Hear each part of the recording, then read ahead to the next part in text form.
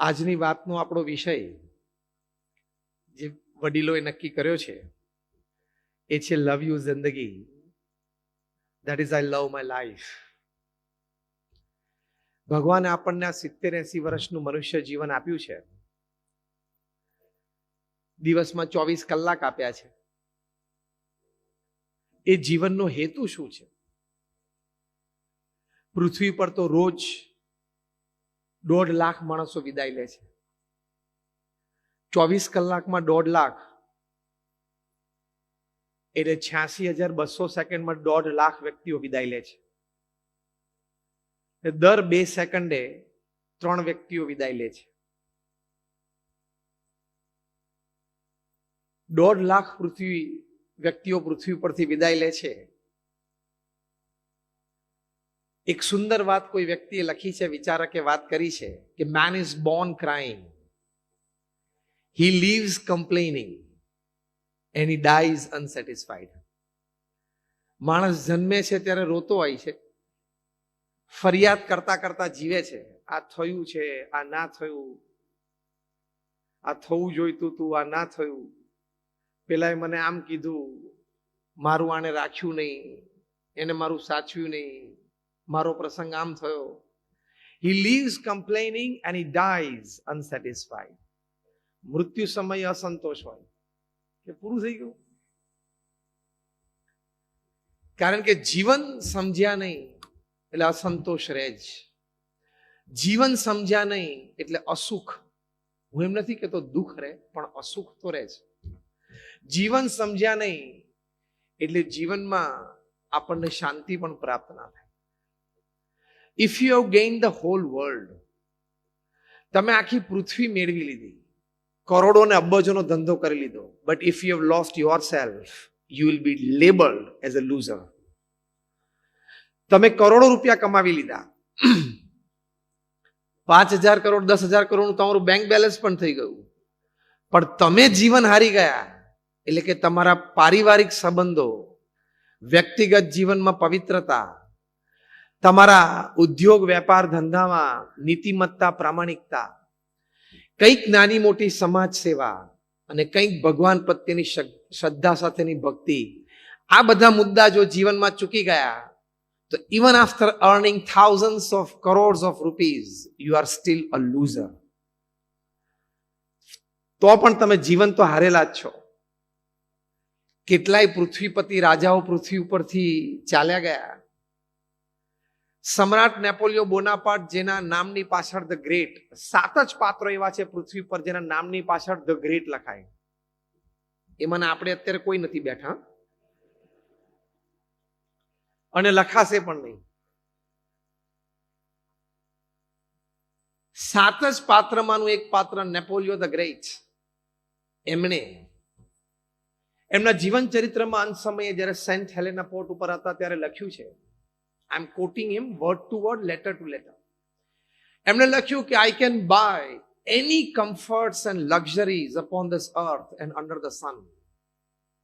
એટલે કે આ પૃથ્વી પર અને સૂર્યની નીચે જે કંઈ કમ્ફર્ટ, લક્ઝરી છે, સુખ સાહેબી સગવડો છે, એ હું ખરીદી શકું છું. બીજું વાક્ય લખ્યું, I can have the world at my feet. એટલી સત્તા કે હું ધારું તો દુનિયાને મારા ચરણોમાં ઝુકાવી દઉં.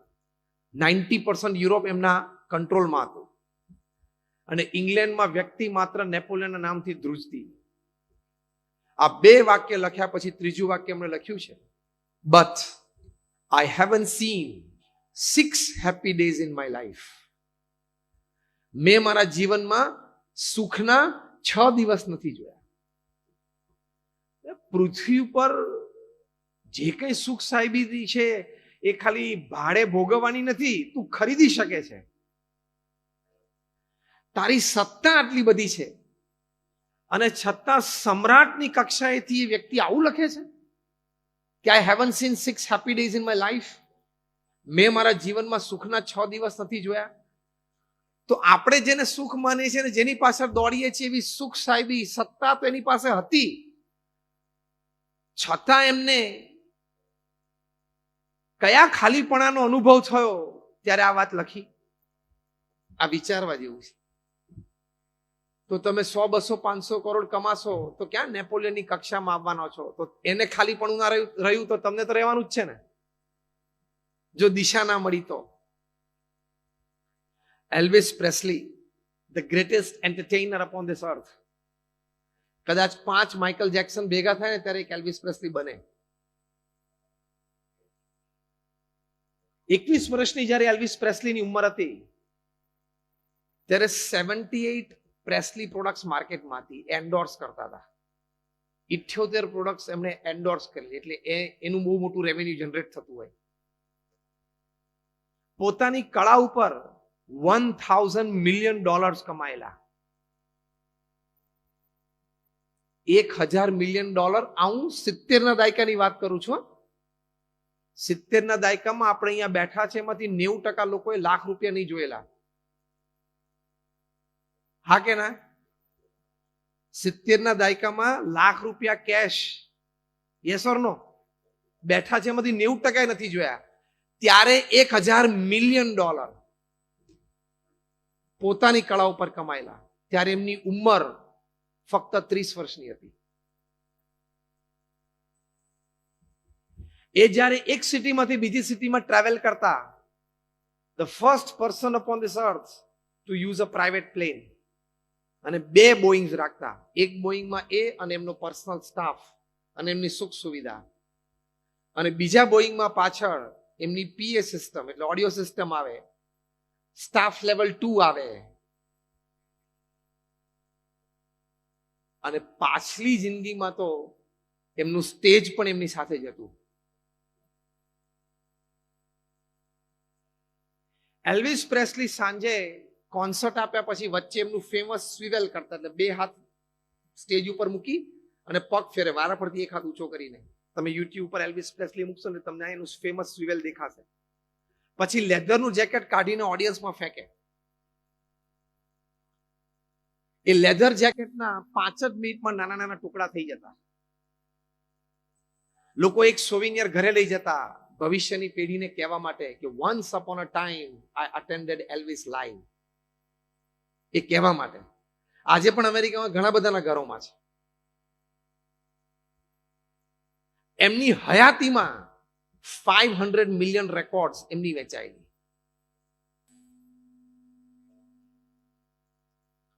હવે આમાં સુખ સાહેબી, વૈભવ, કીર્તિ, એમાં કોઈ વાતે ખામી હોય એવું લાગે છે? જેની માટે આપણે રાત દિવસ પ્રયત્ન કરીએ છીએ એમાં તો કોઈ ખામી નથી. એમનું ફેમસ કમ્પોઝિશન જ્યારે એકવાર વગાડતા હતા પિયાનો પર, હાઉ ગ્રેટ thou art, ત્યારે એમને સેક્રેટરીએ પૂછ્યું, sir how are you feeling? ત્યારે 2 હાથ એમણે નીચે પછાડ્યા અને બોલ્યા, અલોન. આ પ્રસંગ એમના બાયોગ્રાફર માઇક સ્ટોને એમના જીવન ચરિત્રમાં લખ્યો છે.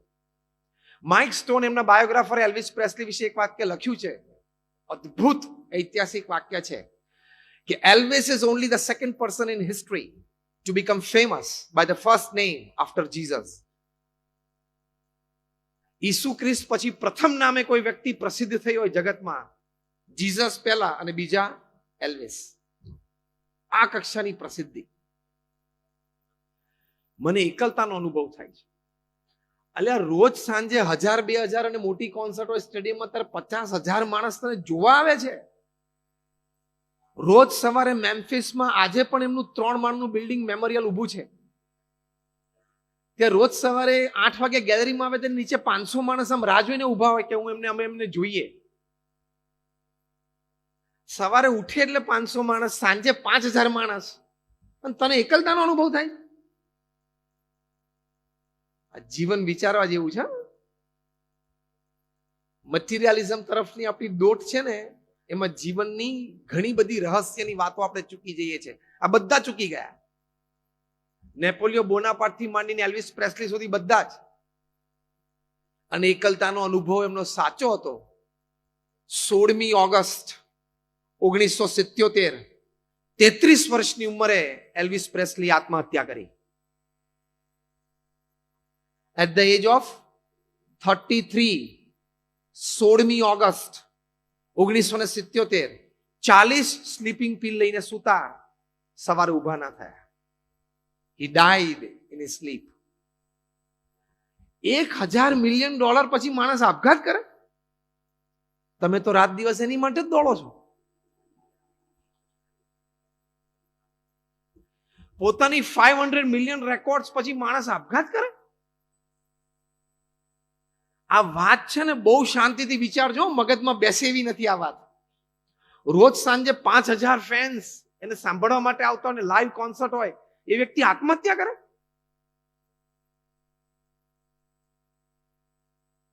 આવા તો એક નહીં 25-50 વિશ્વ પ્રસિદ્ધ વ્યક્તિઓના પ્રસંગો છે.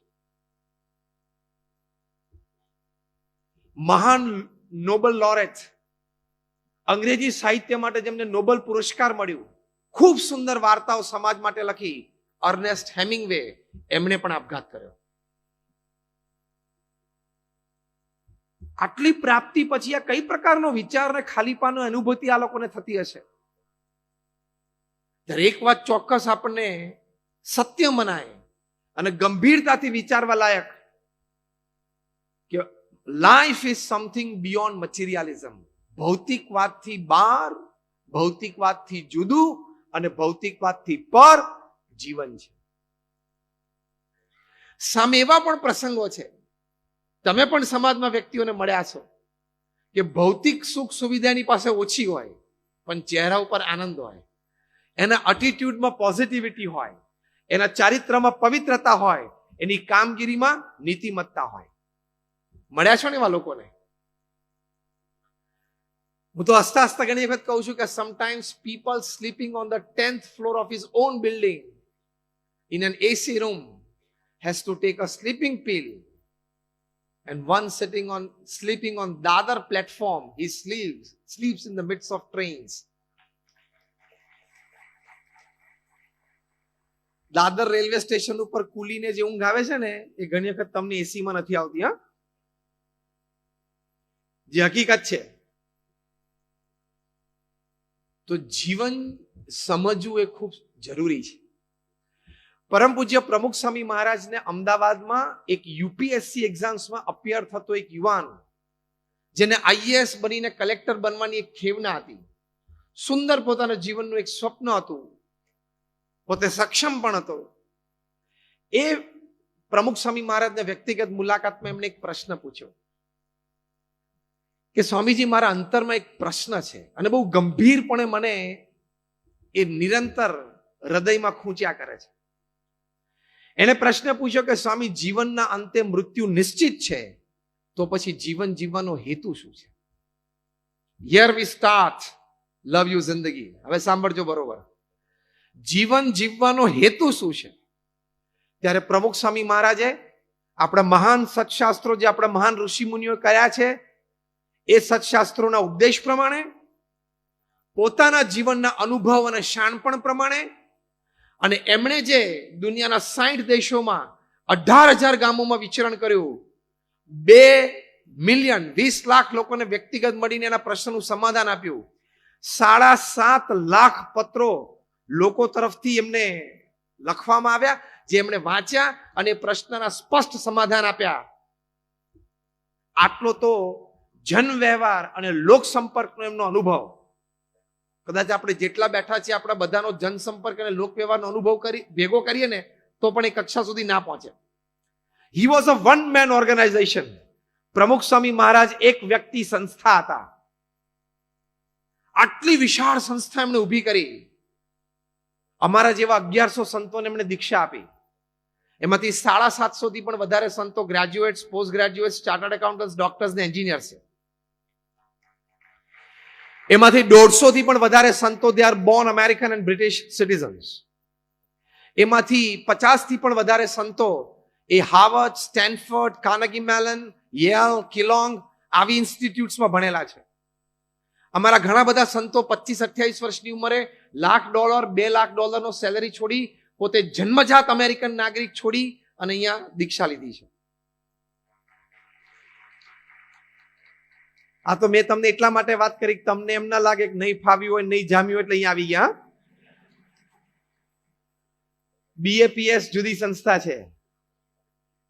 નોર્મલી લોકો સંતોને જોવે ને તેવો ભાવ થાય કે આને નહીં જામ્યું હોય, આને કઈ ફાવ્યું નહીં હોય, આ અભણ હશે, કોઈ કલ્ચરલ એજ્યુકેશનલ એકેડેમિક બેકગ્રાઉન્ડ નહીં હોય, એટલે આને એમ થયું જરા ભગવા કપડા પહેરી લઈએ તો ભારતની પ્રજા દયાળુ છે, સાંજ પડે 2 રોટલી મળી જશે. This is not that organisation. અમારી સંસ્થાને યુનાઇટેડ નેશન્સમાં પરમેનન્ટ સીટ છે, યુનોમાં પરમેનન્ટ સીટ છે આ સંસ્થાને. અને તમે આ એક કેમ્પસમાં બેઠા છો, તમે આ એક કેમ્પસમાં બેઠા છો. આવા 1300 કેમ્પસ પ્રમુખ સ્વામી મહારાજે સિંગલ હેન્ડેડલી ઉભા કર્યા અને એનું સફળ સંચાલન કર્યું. અને that two on charity basis. તમારે એક દુકાનમાંથી 2 દુકાન કરવી હોય તો શું થાય છે તમને ખબર છે. એક ફેક્ટરીમાંથી 2 ફેક્ટરી કરવી હોય તો શું થાય તમને ખબર છે. એક લોન હોય ને તોય તમને પજવે છે, તોય પાછો બીજી લોન માટે ઉત્સુક હોય. હા, એટલે એકમાં મરી જઈશ એટલે અપરિગ્રહની બધી વાતો હમણાં આપણે સાંભળી છે. તમે આ પરિસ્થિતિમાં વિચારો કે પ્રમુખ સ્વામી મહારાજે 45 વર્ષ ગુરુપદે રહ્યા અને એમનું ગુરુપદ શરૂ થયું 51 વર્ષની ઉંમરે, જ્યારે લોકોને રિટાયરમેન્ટના વિચાર આવે. He started his career at 51. લૌકિક દ્રષ્ટિએ બોલવું હોય તો પ્રમુખ સ્વામી કારકિર્દી શરૂ કરી 51 વર્ષે, અને 95 વર્ષ 45 વર્ષના ગુરુપદે દર અઠવાડિયે 7મા દિવસે પ્રમુખ સ્વામી મહારાજે 45 વર્ષ સુધી એક સંસ્થા ઊભી કરીને સમાજને આપી દીધી. હવે આ મેં 1300 નું બ્રેકડાઉન કર્યું એટલે તમને વધારે અંદાજ આવે. 1300 સંસ્થાઓનું બ્રેકડાઉન કર્યું. દર 7મા દિવસે સવારે એક નવી જમીન, એક નવું બાંધકામ, એક નવી સિસ્ટમ, એક નવું સેટઅપ અને gifting to the society. Move to the next project. દુનિયાની કોઈ મોટી કોર્પોરેટ હોય ને એને દર 7મા દિવસે એસ્ટાબ્લિશમેન્ટ ઊભું કરવું એટલે એમના જીવનમાંથી આપણે જીવન જીવવાની શૈલી શીખવાની છે. તો આઈએસ થનાર યુવકે પ્રમુખ સ્વામી મહારાજને પૂછ્યું કે જીવનના અંતે મૃત્યુ નિશ્ચિત જ છે, તો જીવન જીવવાનો હેતુ શું છે? પ્રમુખ સ્વામી મહારાજે 5 વાત કરી એક વાક્યમાં. પહેલી વાત કરી કે જીવન જીવવાનો પહેલો હેતુ છે આપણી સાંસારિક જવાબદારીઓ બરોબર નિભાવવી. આપણી પ્રથમ મોટી જવાબદારી છે. As a responsible parent, as a responsible brother or a sister, as a responsible neighbor or a relative, as a responsible friend or a society member, આપણે આપણી તમામ જવાબદારીઓ બરોબર નિભાવવી જોઈએ. બીજી વાત પ્રમુખ સ્વામી મહારાજે કરી કે જે પણ વ્યવસાય, નોકરી, ધંધો તમે કરતા હો એમાં નીતિમત્તા અને પ્રામાણિકતા રાખજો અને સત્શાસ્ત્ર પ્રમાણે પવિત્ર જીવન જીવજો. આ 2 ઉપદેશ જે પ્રથમ અને દ્વિતીય સ્થાને પ્રમુખ સ્વામી મહારાજે મૂક્યા એ સંબંધી ઘણી બધી વાતો આપણે આજે સમજવાની છે. કે આપણે જે નોકરી, ધંધો, વેપાર કરીએ છીએ એમાં પુરુષાર્થ સારો કરીએ છીએ, પણ 2 વાતનો થોડોક અભાવ રહી જાય છે. ભવિષ્યના વિચારનો એક અભાવ અને બીજો અભાવ રહી જાય છે થોડી નીતિમત્તા, પ્રામાણિકતા અને નૈતિકતામાં. પુરુષાર્થ તો આપણે બધા કરીએ છીએ અને પુરુષાર્થ એ કુદરતે જીવ પ્રાણી માત્રમાં આ સૃષ્ટિ સર્જનમાં મૂકેલું છે. આફ્રિકાના જંગલ માટે એક કહેવત છે કે રોજ સવારે જ્યારે સિંહ જાગે ત્યારે જે ધીમામાં ધીમું હરણ હોય ને એના કરતા થોડુંક ઝડપી તો એને દોડવું પડે તો એ સાંજ જોવે, નહીં તો ભૂખ્યો મરે.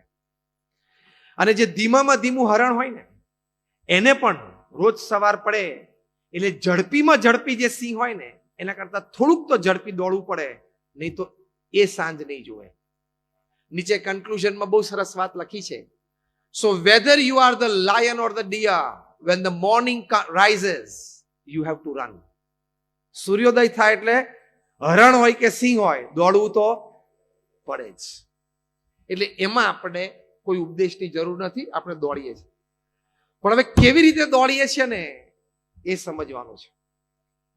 બહુ જ સરસ વાત પહેલી આ છે કે કાયમ વર્તમાનમાં નહીં જીવવાનું, થોડો ભવિષ્યનો પણ વિચાર રાખવાનો. કે હું અત્યારે આ ક્રિયા કરું છું, મેં અત્યારે આ નોકરી ધંધા માટે લોન લીધી, મારી આ વ્યવસ્થા છે, આ માર્કેટની પરિસ્થિતિ છે, આ સંજોગ છે, મને સાથ અને સહકાર આટલો છે, મને ક્રુશિયલ મુવમેન્ટ ઉપર આટલો જ સપોર્ટ મળી શકે એમ છે, આ બધાનો વિચાર કરીને પછી જ વર્તમાન પરિસ્થિતિમાં ધંધો અને વેપાર વિકસાવવાનો પ્રયત્ન કરવો. તમારે એમ નહીં વિચારવાનું કે મારી પાડોશમાં તો અમારા ગામનો જ પેલો મારા કરતા 10 વર્ષ મોડો અહીંયા મુંબઈ આવ્યો અને એ આટલો આગળ વધી ગયો, હું હિંમત એકવાર કરી લઉં. પણ હવે એને સંજોગ પરિસ્થિતિ અનુકૂળ આવી ગયા, તારે હિંમત ન કરવી એવું નથી. ઇન્સ્પિરેશન અને મોટિવેશન હંમેશા રાખવા, પણ કેલ્ક્યુલેશન તો રાખવું પડે કે નહીં? People take risk, they are advised to take calculated risk. જોખમ લેવામાં વાંધો નથી, પણ ગણતરીપૂર્વકનું જોખમ લેવાનું. દુનિયાના સૌથી મોટા મેનેજમેન્ટ ગુરુ સ્ટીફન કોવી, એમણે 7 Habits of Highly Effective People એ પુસ્તક લખ્યું છે. દુનિયાના 3000 સફળ બિઝનેસમેનને મળ્યા. ખાલી બિઝનેસમેન તરીકે સફળ નહોતા, they were successful in all walks of life. They were successful as a father, as a brother, as a mother, as a sister, as a relative, as a friend. બધી રીતે સફળ હતા. એવા 3000 વ્યક્તિઓને 5 ખંડ ઉપર દુનિયાના 100 દેશોમાં બહુ સિલેક્શન કરીને મળ્યા. એમની સાથે 2-4 દિવસ રહ્યા, એમની રહેણી કહેણી, રીતભાત, વિચારધારા જોઈ અને એમના ઇન્ટરવ્યુ પણ લીધા. પછી આ પુસ્તક લખાણું છે. એટલે બહુ જ કિંમતી સલાહ એમના તરફથી છે કે આ 3000 સફળ વ્યક્તિઓના જીવનમાં મેં આ 7 આદતો કોમન જોઈ છે. એમાં બીજી આદત જેમને લખી છે, સેકન્ડ હેબિટ લખી છે ને, એ આપણે અત્યારે આજે મુદ્દો વાત કરી રહ્યા છીએ છે begin with the end in mind. બહુ જ સરસ આદત લખી છે, begin with the end in mind. કે તમે કોઈ પણ સંબંધ શરૂ કરો, કોઈ પણ એક ક્રિયા શરૂ કરો, કોઈ પણ એક વેપાર શરૂ કરો, તો અંતિમ અંજામ તમે જે ટ્રેક લઈ રહ્યા છો એમાં શું શું આવી શકે છે એ શક્યતા સ્પષ્ટપણે તમે લખો. આપણે બહુધા શું હશે, થઈ જશે, નહીં વાંધો આવે, એકવાર કૂદી પડું, એમ ના થાય. એવું થતું 70-80 ના દાયકામાં. હવે સ્પર્ધાત્મક જમાનામાં બહુ જ ગણતરી કરવી જરૂરી છે. Am I right or wrong? So begin with the end in mind. આ સ્ટીફન કોવીએ 7 Habits of Highly Effective People પુસ્તકમાં લખ્યું છે. જો તમે આડેધડ બિઝનેસ ચાલુ કરો તો ચોક્કસ તકલીફ આવે, તકલીફમાંથી મૂંઝવણ આવે, મૂંઝવણ બધી ઘેરાવા માંડે, એટલે ખોટું પગલું લેવાનું મન થઈ જાય. થાય છે ને સમાજમાં ઘણી વખત. 2500 આઉટલેટ આખી ઇન્ડિયામાં હતા. એ વ્યક્તિને શું તકલીફ પડી હશે કે સુસાઇડ કર્યો? સ્ટોરી યાદ આવી ગઈ? 15,000 કરોડની એસેટ્સ હતી અને 8 થી 10,000 કરોડની લાયબિલિટીઝ હતી. બધી એસેટ્સ બેંકમાં મૂકી અથવા તો વેચીને લાયબિલિટીઝ બધી પૂરી કરે તોય 5,000 કરોડની એસેટ્સ, એફડી, જ્વેલરી, વોટેવર ગણો, 5,000 કરોડ તો એમને હતા. આખી જિંદગી 10 મર્સિડીઝ, 10 ડ્રાઈવર, 10 શેફ, 10 નોકર લઈને બંગલામાં, ફાર્મ હાઉસમાં રહી શકે. 5,000 કરોડ એટલે he committed suicide. ખબર છે કે એક આઉટલેટ હજી પાર લેવલ ઉપર નથી પહોંચ્યું તો બીજું શું કામ ખોલે છે? ખાલી કેવડાવવા માટે? જે ફંક્શનમાં રોજ સાંજે જાય ત્યાં પરિચય આપવા માટે? કે આ વ્યક્તિ જે મંચ ઉપર બેઠા છે 2500 આઉટલેટ એમને ઇન્ડિયામાં છે, બસ એટલું કેવડાવવા માટે? સામે કેટલો સ્ટ્રેસ, કેટલું પ્રેશર. તમારા 40% આઉટલેટમાં તમારે દર મહિને પૈસા નાખવા પડતા હોય તો શું કામ પણ તું નવું ઊભું કરે છે?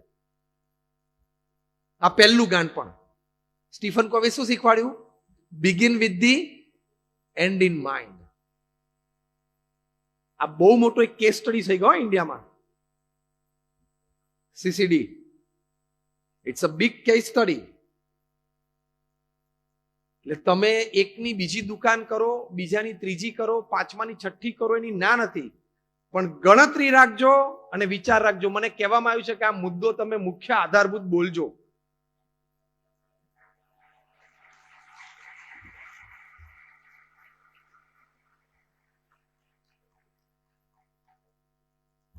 I am not ડિમોરલાઇઝિંગ you. હું બે વાત બોલું છું.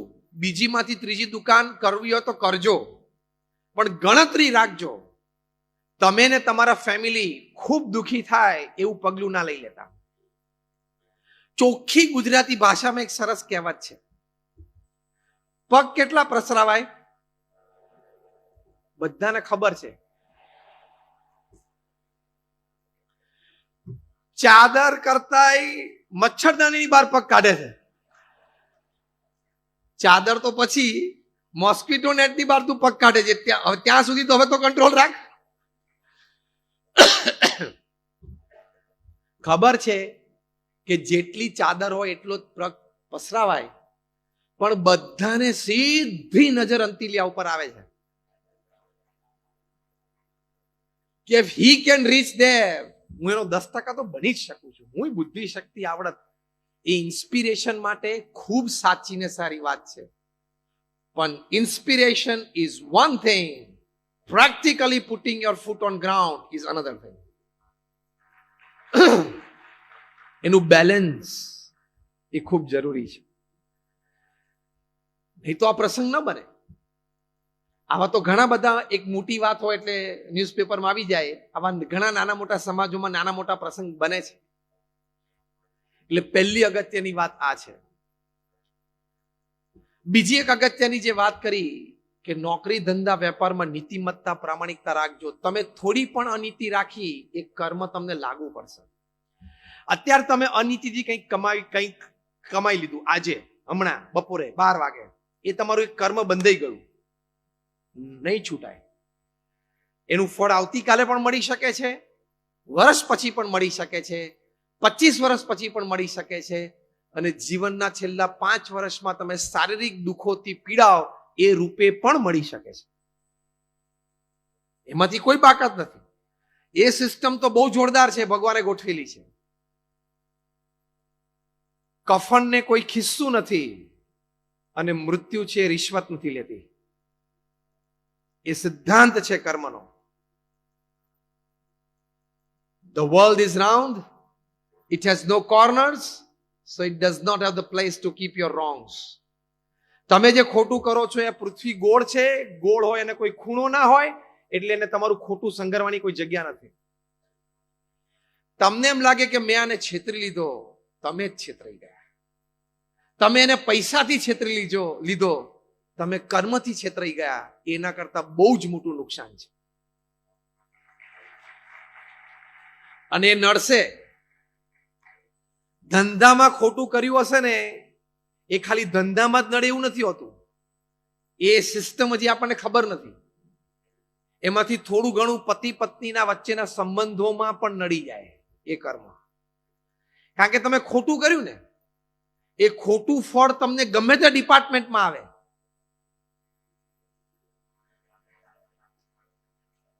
આ તમને એક નવો કોન્સેપ્ટ ઘણાને ખ્યાલ આવ્યો હશે આજે, કે મેં ધંધામાં ખોટું કર્યું ને ખોટા પૈસા લીધા એટલે કદાચ મારે પૈસાની થોડી ખોટ જાય એવું નથી. પૈસાની ખોટ ના પણ જાય, પણ એ ખોટું કરેલું રિફ્લેક્શન હસબન્ડ વાઇફના રિલેશન્સમાં પણ આવી જાય અને ડિવોર્સ પણ શક્ય છે.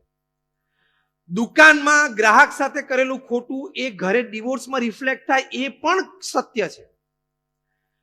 તમારો સંતાન તમારે ત્યાં અથવા તમારો ગ્રેન્ડ ચાઇલ્ડ મંદ બુદ્ધિનો જન્મે એ પણ શક્ય છે.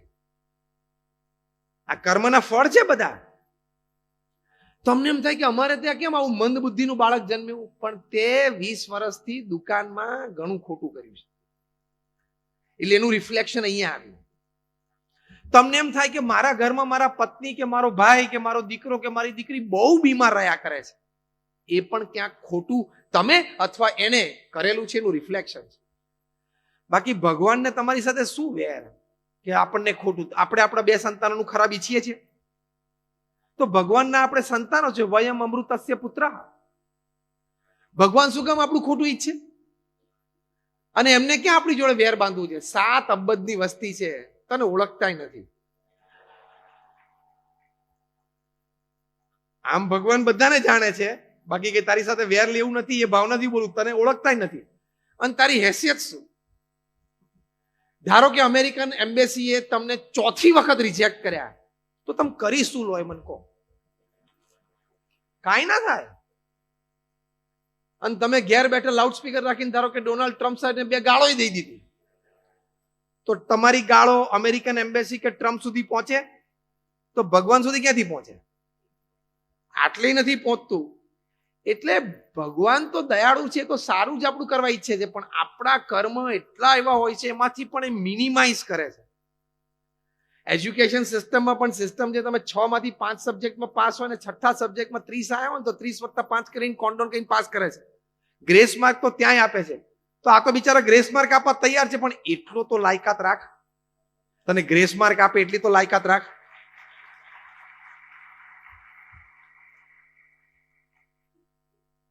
બેફામ લૂંટ ધંધામાં તમને અનુભવ હશે. અમે પણ આટલી મોટી સંસ્થા ચલાવીએ છીએ, અમારે પણ ખૂબ ખરીદી હોય છે. બેફામ લૂંટ તમે ચલાવો, અજ્ઞાત વ્યક્તિ પાસેથી લઈ લો.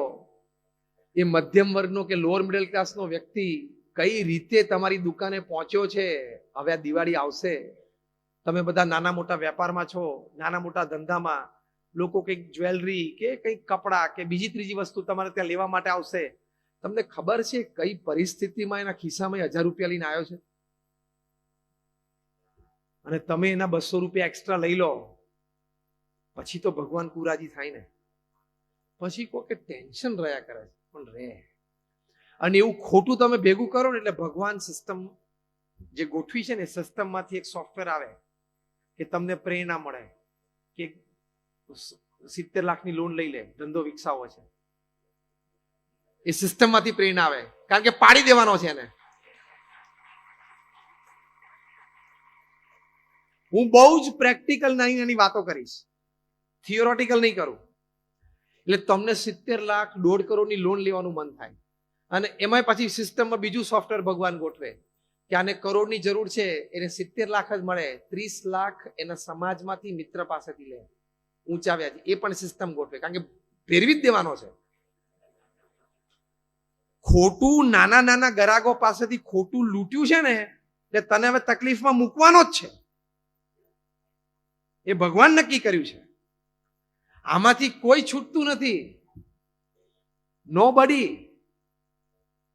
અને પછી તમે લોન લો, લોન પાસ થાય ને લોન પૈસા હાથમાં આવે, પછી ભગવાન ત્રીજી સ્વિચ પાડે, હવે ધંધો ડાઉન થાય એટલે વેચાણ ઓછું થવા માંડે. ચોથી સ્વિચ પડે, ટેન્શન ચાલુ, એટલે અહીંયા ટેન્શન ચાલુ. 5મી સ્વિચ પડે, રાત્રે ઊંઘ ઉડે. પછી ઓટો બધી, પછી આ સિસ્ટમ આખી ઓટો ઉપર જ હોય છે.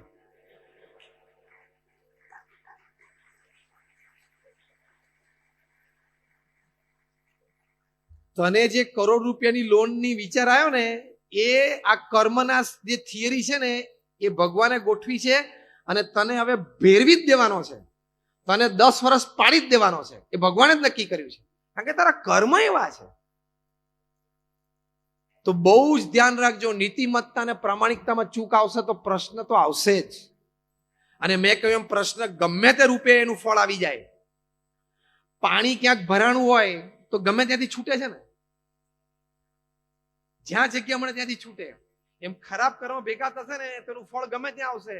ઘરમાં કોકને બીમારી, પતિ પત્નીમાં ડિવોર્સ, એકાદાનો સુસાઇડ, મંદ બુદ્ધિ વાળો છોકરો જન્મે, દીકરા સ્કૂલમાં ભણે નહીં, દીકરા 18-20 વર્ષની ઉંમરે દીકરા દીકરી કઈ મોટી ભૂલ કરી બેસે. આ બધું જ શક્ય છે. અને આપણે અહીંયા બેઠા છીએ અને ભગવાને ઘણા સુખી કર્યા છે, તો શું કામ ખોટું કરવું? And even if you have $100 million in your bank account, when you die, it doesn't come with you. આંખ બંધ કરો એટલે 100 કરોડ હોય કે ભિખારી હોય, શું ફેર પડે છે? અને કોઈ સોનાની કઢી પીતું નથી. સાંજે કઢી, અંતિલિયામાં પણ કઢી શેની થાય છે? ચણાના લોટની અને છાશની. જે પૂછું છે તમને બધાને જવાબ વ્યવસ્થિત આવડે છે?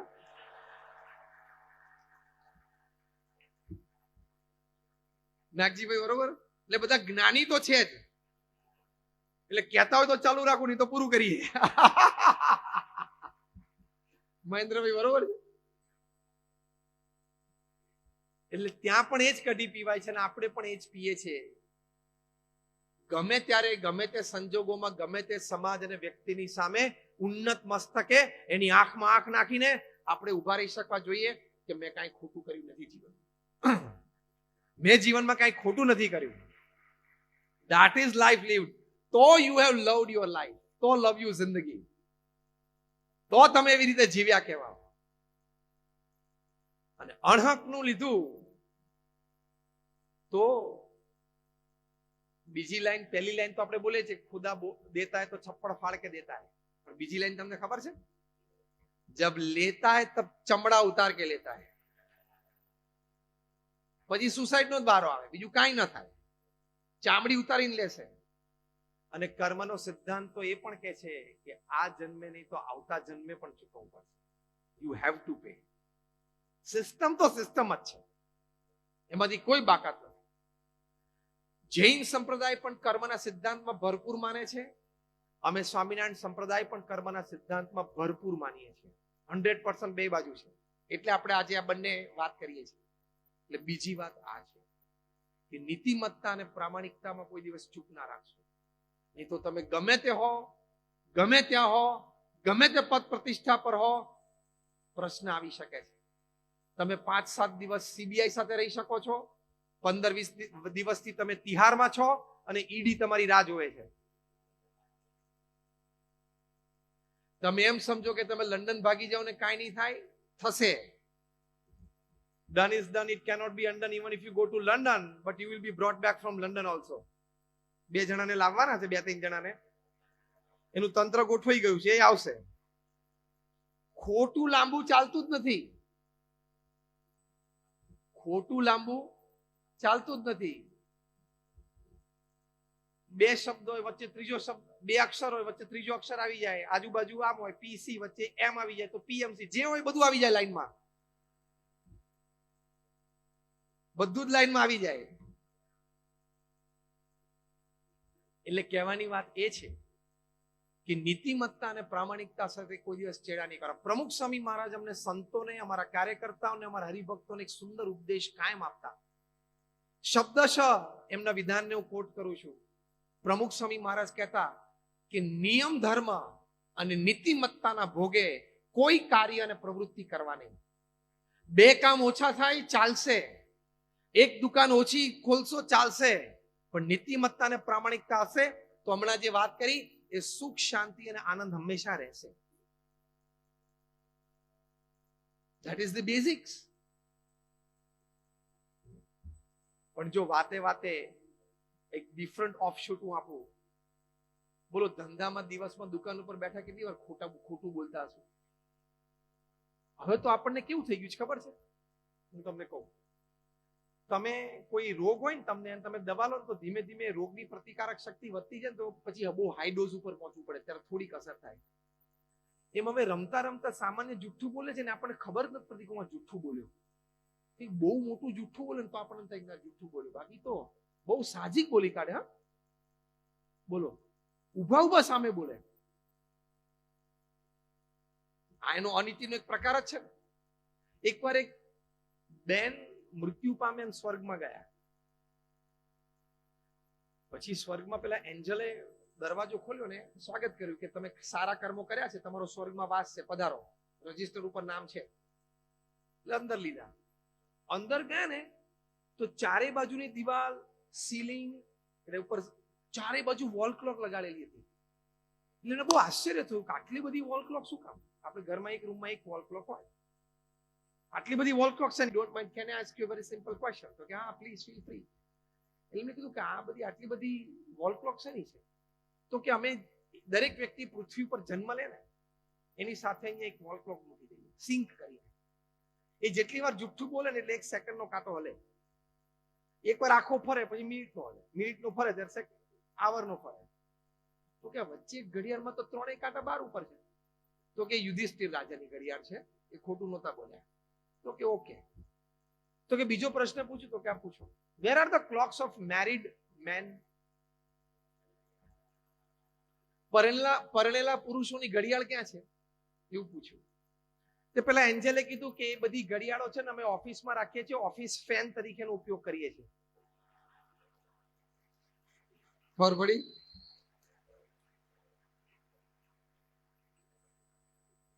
બહુ સ્પીડમાં ફરે છે. તો કે can I ask you a third question? તો કે યસ. તો કે where are the clocks of married women? પરણેલી સ્ત્રીઓની ઘડિયાળ ક્યાં છે? તો કે એ અમે ઓફિસની બહાર રાખીએ છીએ, ઇલેક્ટ્રિક જનરેટર તરીકેનો ઉપયોગ કરીએ છીએ. ખોટું બોલવામાં એટલી મજા આવે. કાંટા કેટલા સ્પીડમાં ફરે ખબર છે? ખોટું કરશો ને બધા કાંટા ત્યાં ફરે જ છે. એની ગણતરી ચાલે જ છે. આ તો વચ્ચે એક ખાલી આનંદદાયી વાત, પણ જો આટલું બધી અનિયમિતતા અને અપ્રામાણિકતા ચાલે પછી નાના મોટા પ્રશ્ન આવવાના છે. અને એકવાર અપ્રામાણિકતાનો પ્રશ્ન આવ્યો ને, જીવન બગડશે, પરિવાર દુખી થશે, પ્રતિષ્ઠા ગુમાવશો, ધંધો ગુમાવશો, બધું જ થશે. માટે એમાં અતિશય સાવધાની રાખજો.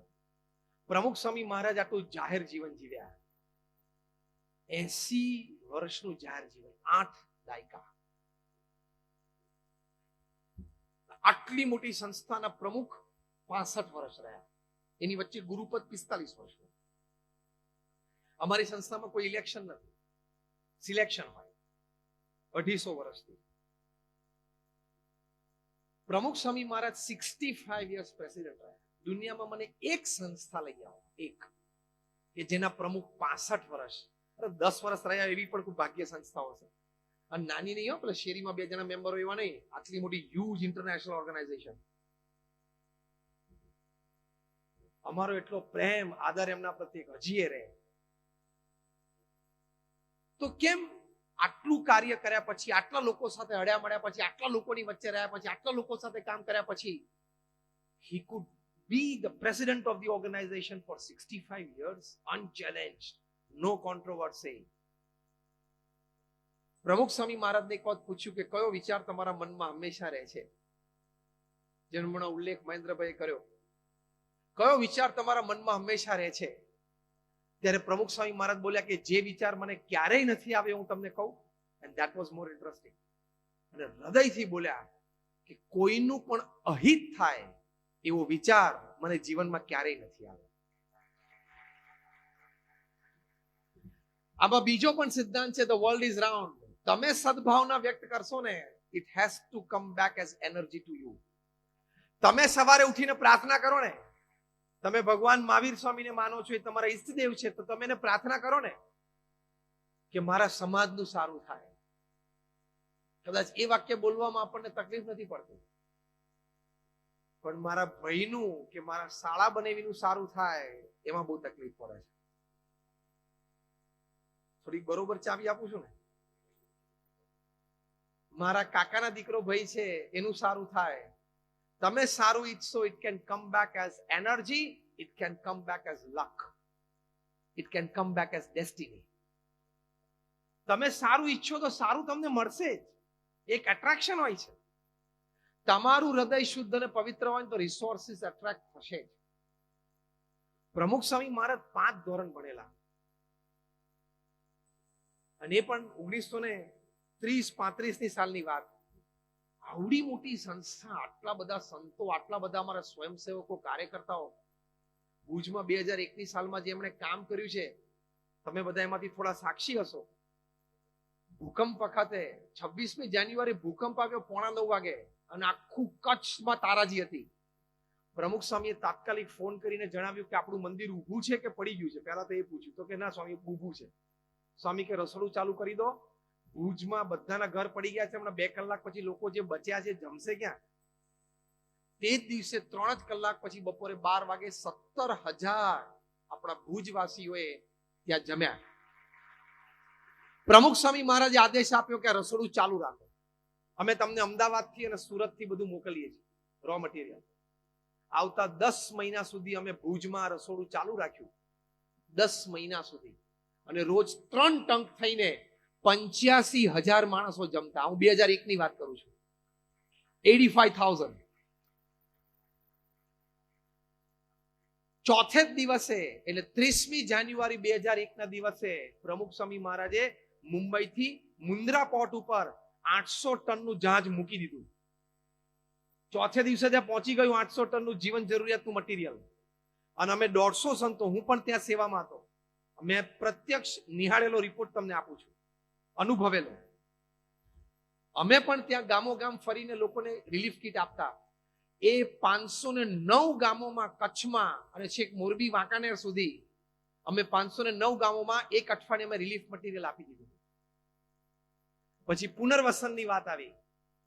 કચ્છમાં આ ભૂકંપમાં પુનર્વસનમાં BAPS સંસ્થાને પ્રમુખ સ્વામી મહારાજે 9 ગામ દત્તક લીધા, 1500 ઘર બાંધી આપ્યા 2002-03 અને બધાને પ્રેમથી આપી દીધા. બીજી 42 બીજા ગામોમાં એક આઈટમ કરી આપી. કોઈને સ્કૂલ બાંધી આપી, કોઈને કોઈ હેલ્થ સેન્ટર બાંધી આપ્યું, કોઈને પાણીની ટાંકી બાંધી આપી. એ બીજા 42 ગામોમાં. પણ 9 ગામો તો સંપૂર્ણ રેનોવેટ. આ ભાવનાથી એમણે સેવા કરી. એમના હૃદયમાં શુદ્ધ ભાવનાથી તે વખતે અમારા નાના મોટા દાતાઓ દેશ પરદેશમાં બધા કહેતા કે ભારતના એક ભૂતપૂર્વ પ્રધાનમંત્રી શ્રી એમ કહેતા કે અમે કેન્દ્ર સરકારમાંથી એક રૂપિયો છોડીએ છીએ ત્યારે એકચ્યુઅલ લાભાર્થી સુધી પહોંચતા 15 પૈસા થઈ જાય છે. એ રેફરન્સ સાથે લોકો પ્રમુખ સ્વામી મહારાજની વાત કરતા કે અમે પ્રમુખ સ્વામી મહારાજ અને BAPS સંસ્થાને 1 રૂપિયો દાનમાં આપીએ છીએ, એ એકચ્યુઅલ લાભાર્થી સુધી પહોંચતા ₹1.25 રૂપિયો થઈ જાય છે. તો આટલું મોટું કામ એક 5 ધોરણ ભણેલી વ્યક્તિ, આ તો મેં તમને કચ્છના ભુજના એક ભૂકંપ રાહત કાર્યની વાત કરી. આ લેવલના મેગા પ્રોજેક્ટ પ્રમુખ સ્વામી મહારાજ એમના જીવનમાં 200 થી પણ વધારે કર્યા છે. આ લેવલના મેગા પ્રોજેક્ટ. કેમ? હૃદયમાં નીતિમત્તા, પ્રામાણિકતા, પવિત્રતા અને દરેકનું હિત થાય એવી ભાવના અને પ્રવૃત્તિ. તો તમારે પૈસા એમનેમ આવે, માણસો એમનેમ આવશે, રિસોર્સિસ એમનેમ આવશે. તો ધંધામાં રાખજો. તમે અનીતિથી થોડુંક કમાવ છો, તમે કેમ ભગવાનને ચાન્સ નથી આપતા મજબૂર થવાનો? તમે નીતિમત્તા રાખો એટલે 1000 હાથ વાળો મજબૂર થાય જ. એ સિદ્ધાંત ઉપર ચાલો ને તો કોઈ દિવસ હતાશા, નિરાશા, ટેન્શન, સ્ટ્રેસ, ડિપ્રેશન અને સુસાઇડ સંકલ્પ પણ નહીં થાય. તમે ગ્રાહકને છેતરીને 2 હાથ વાળો માણસ એની પાસેથી 500 રૂપિયા લેવાની વૃત્તિ રાખો છો, એની કરતા નીતિમત્તા રાખીને 1000 હાથ વાળાને મજબૂર કરી નાખો ને તમને આપવા માટે. એકવાર એને થઈ જવા દો ને કે નીતિમત્તાથી કામ કરે છે, મારે એને આપવું છે, અને એકવાર એ નક્કી કરે કે મારે આપવું છે એટલે તું લેતા થાકી જઈશ, તું વ્યવસ્થા કરતા થાકી જઈશ. તો ધંધામાં ડિપ્રેશન, સ્ટ્રેસ કે સુસાઇડ સુધી ન પહોંચવું હોય તો આ સિદ્ધાંત યાદ રાખજો કે 2 હાથ વાળા માણસને છેતરવાનો પ્રયત્ન ન કરવો, 1000 હાથ વાળાને મજબૂર કરી નાખવાનો પ્રયત્ન કરવો, એટલે આપશે. અને તો આપવા જ બેઠા છે, રોજ સવારે રાહ જોવે છે કોણ નીતિમત્તાથી કામ કરે, લાવ એને આપું. પણ હાંજ પડે કોઈ મળતો નથી. બોલો,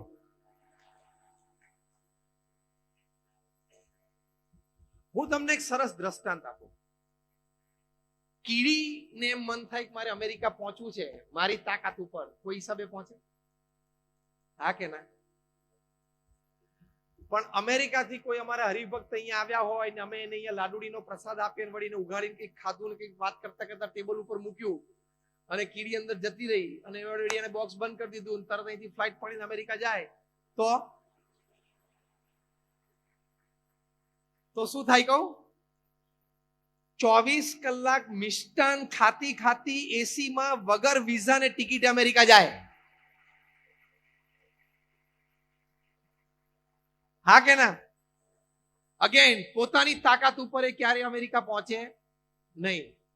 પણ જો કોઈ મોટાની પાંખમાં આવી જાય તો ઉડી જાય. મિષ્ટાન 24 કલાક ખાતા ખાતા અને એસીમાં વગર વિઝા, વગર ટિકિટ અને અમેરિકાની ધરતી ઉપર લેન્ડ થાય. અને પેલા લોકો એને આપે કે ના આપે, માને કે ના માને, એ ત્યાં લેન્ડ થાય એટલે સિટીઝન. આ દ્રષ્ટાંત બરોબર સમજજો. આ દ્રષ્ટાંત બરોબર સમજજો. તમે અનીતિથી તમારા બાહુબળ ઉપર કરોડપતિ બનવા જશો, નહીં બનો. ભગવાનના આધાર ઉપર ધંધો કરો નીતિમત્તાથી, તો આ કીડીની જેમ ક્યારે અમેરિકા એટલે કે ક્યારે કરોડોપતિ બની જશો ખબર નહીં પડે. બીજી એક વાત, ધંધો અને નિષ્ફળતા બે હાથમાં હાથ લઈને ચાલે છે. કોક વખત નિષ્ફળતા પણ હાથ દબાવશે. આપણને મનમાં કેવું છે ખબર છે? મારા ઘરમાં બધાની તબિયત સારી રહેવી જોઈએ, મારા દુકાન અને ધંધો સરસ જ ચાલવો જોઈએ, હું જ્યાં જ્યાં હાથ નાખું ત્યાં સફળતા જ મળવી જોઈએ, બસ મારું બધું જ સારું થાય. તે તને કોઈ આવું લખી નથી આપ્યું. ભગવાને પેકેટ ડીલ મોકલી છે, સુખ દુઃખ બે ભેગું મૂક્યું છે. કારણ કે તારા કર્મ તો બહુ રૂડા રૂપાડા હતા ને અનંત જન્મોથી, તને બધું સુખ જ આપ્યા જન્મે.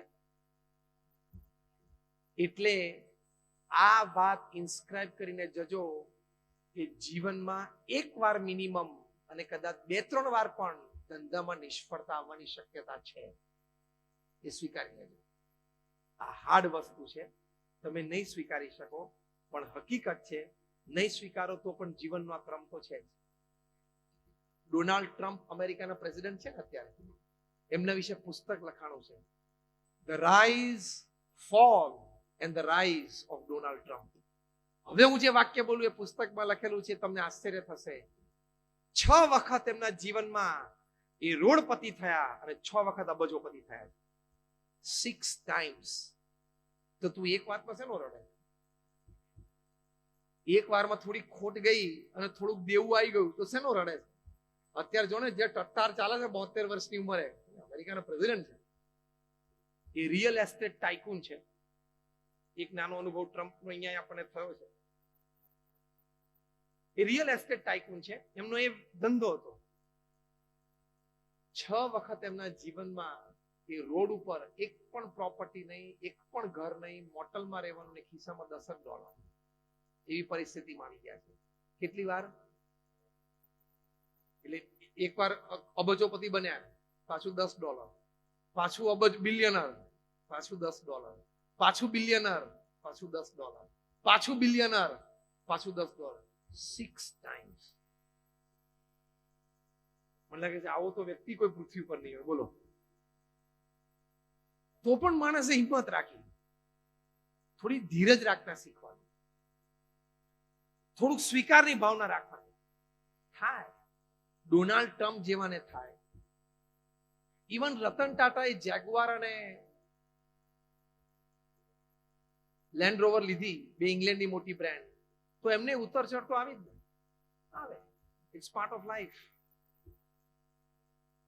વિચારીને આગળ ધીમે ધીમે વધતા જ જવાનું કે ભાઈ હવે 6 પૈસા કરી દઈએ. વિચારીને આગળ ધંધો રાખવાનો. એમ કરતા કરતા આગળ વધાય.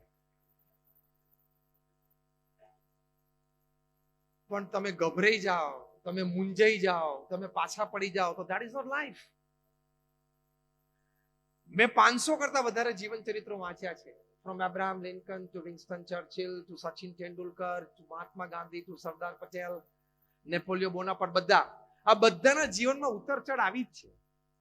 આ બધા કઈ પહેલેથી જન્મજાત ટોચ ઉપર બેઠા ને આખી જિંદગી ટોચ ઉપર રહે એવું નથી. એબ્રાહમ લિંકન 16 ઇલેક્શન આવી ગયા. તાર તો ખાલી એક દુકાનમાં દિવાળી વખતે ઓછો ધંધો થાય ને સારું રડે. 21 વર્ષની ઉંમરે પહેલી વાર કાઉન્સિલર, આપણે જે મ્યુનિસિપલ કોર્પોરેશન કહીએ ને, પહેલું ઇલેક્શન લડેલા, એ હાર્યા. 23 વર્ષની ઉંમરે બીજું હાર્યા. 26 વર્ષની ઉંમરે એમની ફિયાન્સીએ, જેની સાથે એમને લગ્ન કરવાના હતા, એમની ફિયાન્સીએ સુસાઇડ કર્યો. કઈ કારણો છે આપણને કઈ ખબર નથી, પણ એ પણ જીવનમાં એક શોખ તો કહેવાય જ ને એમને. પાછું 28 વર્ષની ઉંમરે એક ધંધો શરૂ કર્યો, એમાં ખોટ, દેવું થઈ ગયું. પાછું ઇલેક્શન 29 વર્ષની ઉંમરે હતો, એમાં ગયા.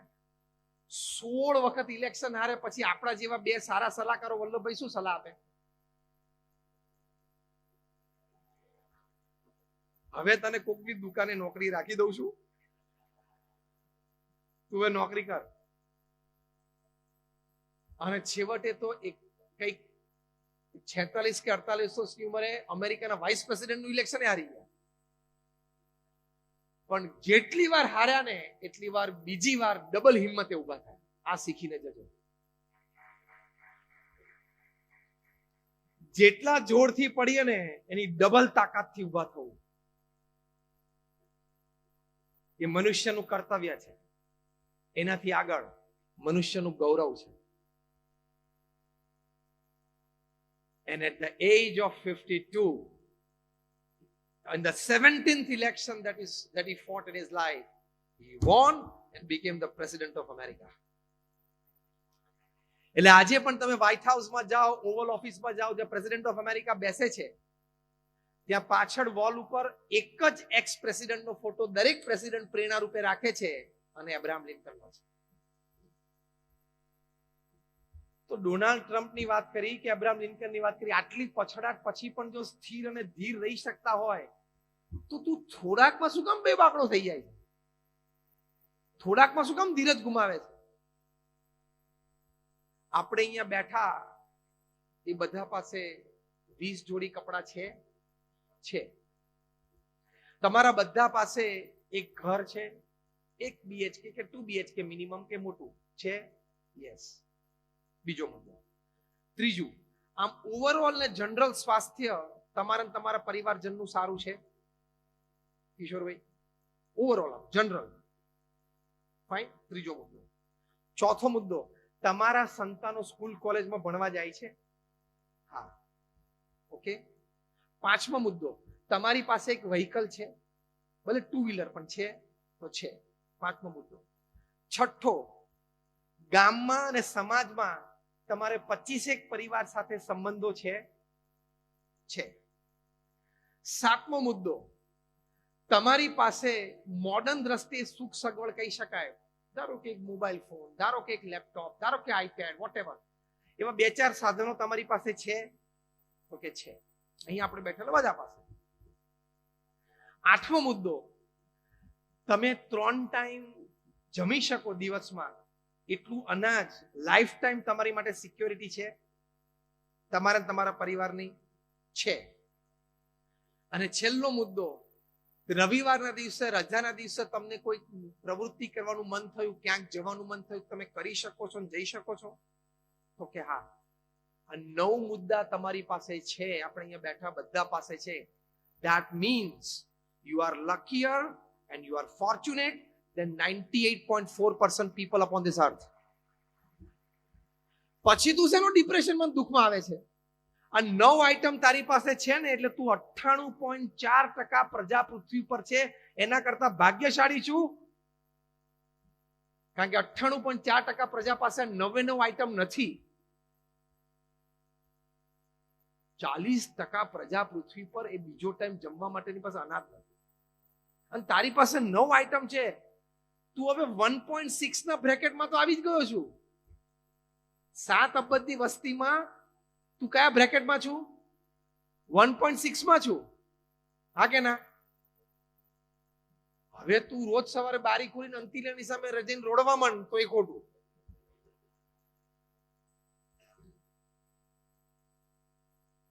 પણ પ્રશ્ન ક્યાં થાય છે? શાળાને ત્યાં મર્સિડીઝ આવી ગઈ. બહુ થતું એકવાર ફેરવા લઈ આવજે, બીજું શું. પડોશીને ત્યાં આવી ગઈ, સ્પર્ધાર્થીને ત્યાં આવી, અમારા ગામના પેલા તો એની પાસે આવી ગઈ. 4 પૈડા ફરે છે અને 4 પૈડા આનાય ફરે છે. બંને એક જ ટાઈમે ત્યાં પહોંચે છે. બહુ જ સારા કોર્પોરેટ જાયન્ટ એક સરસ વાત લખી છે કે 40 વર્ષની કોર્પોરેટ લાઈફ પછી મને ખબર પડી કે the Mercedes and the Hyundai, they both ride on 4 wheels and they travel and reach the destination at the same time. કે 40 વર્ષ ધંધો કર્યો ને પછી ખબર પડી કે મર્સિડીઝ ની 4 પૈડા આવે છે, હુન્ડાઈ ની 4 હોય છે, અને બંને જણા નીકળે તો ડેસ્ટિનેશન ઉપર ટાઈમે 2 પહોંચે છે. આપણે તો કઈ ફોર્મ્યુલા F1 માં રેસ તો લગાડવા નથી, સરખું જ છે. એમને કહ્યું કે 40 વર્ષ પછી મને ખબર પડી કે people don't look at your clothes or your face, they look at your virtues in life. 40 વર્ષે કે મને ખબર પડી કારણ કે 20 વર્ષનો હોય ને ત્યાં સુધી એને એમ થાય કે બધા લોકો મારી સામે જુએ. 30 વર્ષનો હોય ને ત્યારે લોકોને એમ થાય કે લોકો જે મારી ધંધામાં થોડી પ્રગતિ કરીને એની સામે લોકો આમ જુએ છે. 40 વર્ષે એમ થાય કે મારું સામ્રાજ્ય આ છે. લોકો 50 વર્ષે સેલ્ફ ડાઉટ થાય કે લોકોને મારી કોઈ બહુ ચિંતા હોય પડી એવું લાગતું નથી. અને 60 વર્ષે સાક્ષાત્કાર થઈ જાય કે મારી ભ્રમણા 40 વર્ષથી ખોટી હતી.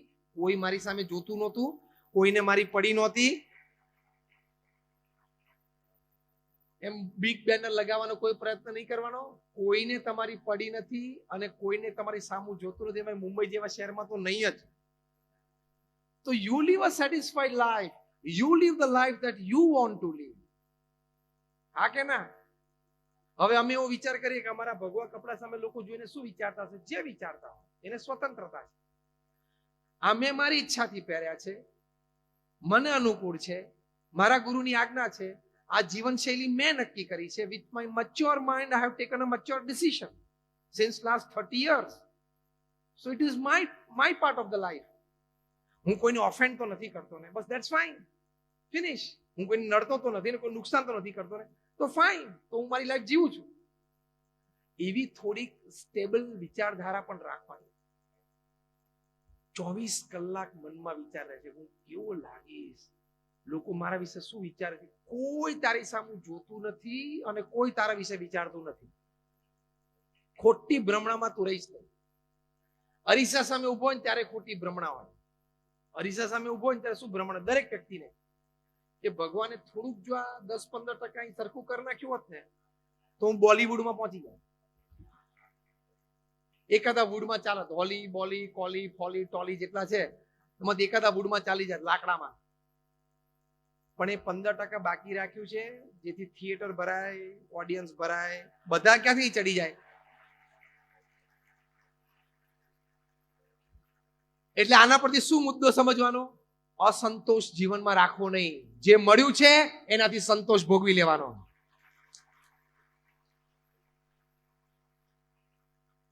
અસંતોષ રાખવાની જરૂર નથી. તમે ઓલરેડી 1.6 ના બ્રેકેટમાં છો જ, તો શું કામ અસંતોષ રાખો છો?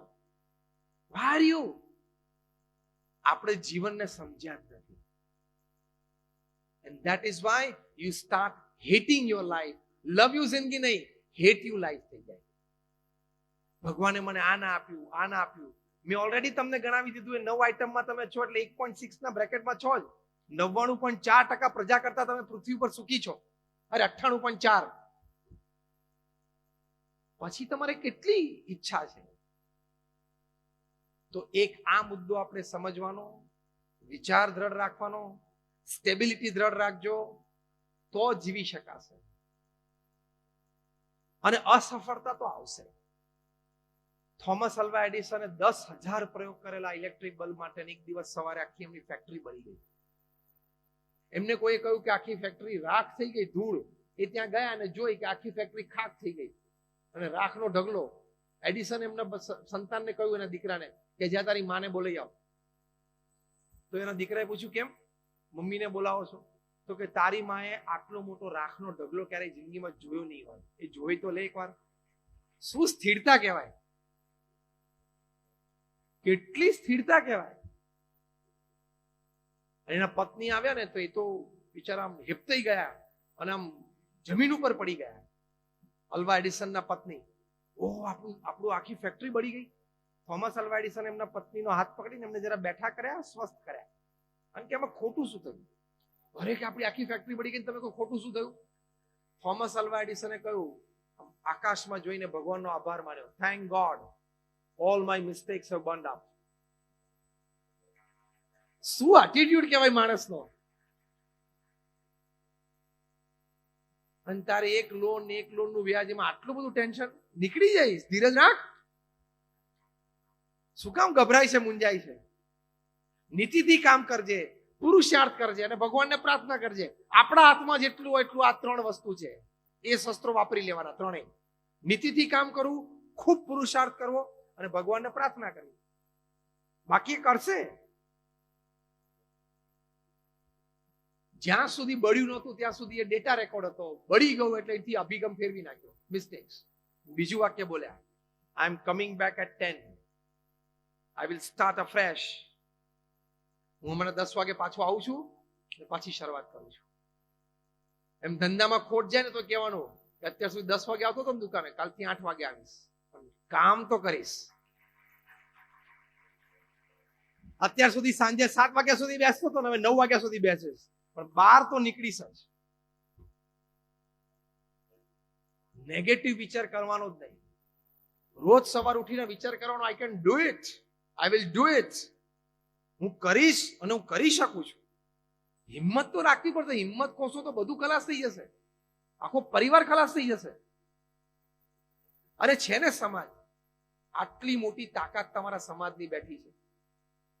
ક્યાંક કોઈક પ્રશ્ન આવે તો 2 વડીલો છે ને મળો, સમાજમાં 2-5 મિત્રો છે ને મળો. અને કદાચ ધંધામાં ખોટ ગઈ અને દેવું વધી ગયું હોય તો શરમાવું નહીં અને બીક ના રાખવી. જીવનમાં 2-5 અંગત વ્યક્તિઓ હોય એને પ્રેમથી કહી દેવું, તો પણ હળવા થઈ જશો અને સુસાઇડનો વિચાર નહીં આવે. અને બોલશો તો મદદ મળશે ને, બોલશો તો મદદ મળશે ને. કોને 2 વડીલોને કે જો મારી વાસ્તવિક પરિસ્થિતિ અત્યારે આ છે, હું મહેનત કરવા તૈયાર છું, અહીંયા જ બેઠો છું, પ્રામાણિકતાથી મહેનત કરીશ, મને કોઈ મદદ થઈ શકે છે? When you are in distress, never hesitate to beg for help. જ્યારે તમે તકલીફમાં હો ત્યારે મદદ માંગવામાં કાંઈ જ ખોટું નથી. એમાં શરમાવું પણ નહીં અને બીક પણ ના કે મારા સમાજમાં મારું કેવું દેખાશે, એવું કંઈ જ રાખવાની જરૂર નથી. હું તમારો બહુ મોટો વિચાર બદલી કાઢું છું આજે. તમને એમ થાય છે કે મારા સમાજમાં મારું કેવું દેખાશે. તમે દિલથી સમાજની વચ્ચે ઉભા રહેશો, ખા ધંધામાં મારી ભૂલ થઈ છે અથવા તો મારી ગણતરી ખોટી પડી છે, હું અત્યારે તકલીફમાં છું, પણ મારે મહેનત કરવી છે, હું પ્રામાણિકતાથી કામ કરીશ, મારે અત્યારે મદદની જરૂર છે. બોલો ને. અંદર ને અંદર તમે મૂંઝાઓ, અંદર ને અંદર તમે તકલીફ પારો, પછી તકલીફ આવે કે નહીં? હેલ્પિંગ હેન્ડ માંગવામાં કોઈ દિવસ શરમ કે ખચકાટ રાખવા નહીં. તો પણ તમને અત્યારે આ સમાજમાં ઘણો મોટો પ્રશ્ન ચાલે છે, એમાંથી તમે બહાર નીકળી શકશો. બીજો એક દ્રષ્ટિકોણ છે કે આ વેપાર ધંધાની આપણે વાત કરી, આપણા પરિવારની વાત. પ્રમુખ સ્વામી મહારાજ એક સરસ વાત કરતા. પ્રમુખ સ્વામી મહારાજે 3.5 લાખ ઘરોમાં પધરામણી કરી છે. હજારો પરિવારના પ્રશ્નોમાં મધ્યસ્થી તરીકે બેસીને સમાધાન કરાવ્યું છે. આજે હજારો પરિવાર સમાજમાં સંપથી રહે છે. એક સમયે કંઈક નાનો મોટો વિવાદ પ્રશ્ન હતો, પણ પ્રમુખ સ્વામી મહારાજની મધ્યસ્થીથી આજે પરિવારો સ્થિર છે. આજે ઘણા પરિવારોમાં પહેલી અને બીજી અથવા બીજી ને ત્રીજી પેઢી વચ્ચે મોટા પ્રશ્નો હતા, અણસમજણના. એ પ્રમુખ સ્વામી મહારાજની મધ્યસ્થીથી આજે પરિવાર સુખી છે. હજારો પરિવાર છે, લાખો સભ્યોને લાભ મળ્યો છે. તો તમે રાત દિવસ નોકરી ધંધા વેપાર માટે ફોકસ કરો છો, પ્રમુખ સ્વામી મહારાજ પારિવારિક એકતા સંપ માટે એક સુંદર વાત કરતા કે પરિવાર માટે તમે સમય આપો અને તમારા પરિવારજનોને, સંતાનોને તમે જો સંસ્કાર નહીં આપો તો તમારે સંપત્તિ અને સંતતિ બેય ખોવાનો વારો આવશે. એટલે નોકરી ધંધો વેપાર કરીએ પણ સાથે પરિવારને પણ સમય આપવાનો. ટેકન ફોર ગ્રાન્ટેડ નહીં કે એક તો બધા ઘરમાં હોય જ છે, રાત્રે 11 વાગે જવું તો બાયણું ખોલે જ છે, પણ એ તો ખોલવાના જ છે. પણ સાંજે પરિવાર સાથે આવીએ, બેસીએ, હળવા થઈએ, સાથે જમીએ, સાથે બેસીને વાતો કરીએ, એમાં તમારા ધંધાનું ટેન્શન ઘણું બધું ઉતરી જશે. એટલે પરિવાર સાથેનો સમય આપો. અમારા ગુરુહરિ મહંત સ્વામી મહારાજ 2 વર્ષ પહેલા અમેરિકા પધારેલા 2017ની સાલમાં. ત્યાં વોશિંગ્ટન ડીસીમાં એક્સ અમેરિકન પ્રેસિડેન્ટ બેરેક ઓબામાએ એમને આમંત્રણ આપ્યું કે મારી ઓફિસમાં તમે પધારો. અત્યારે લોયર તરીકે ત્યાં પ્રેક્ટિસ કરે છે. 8 વર્ષે અમેરિકાના પ્રેસિડેન્ટ હતા. મહંત સ્વામી મહારાજ એમના ઓફિસે પધરામણીએ પધાર્યા.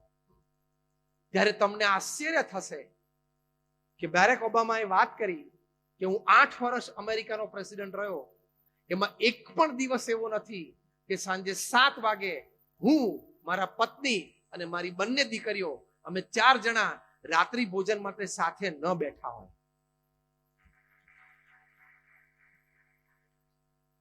અને તારે એક દુકાન છે,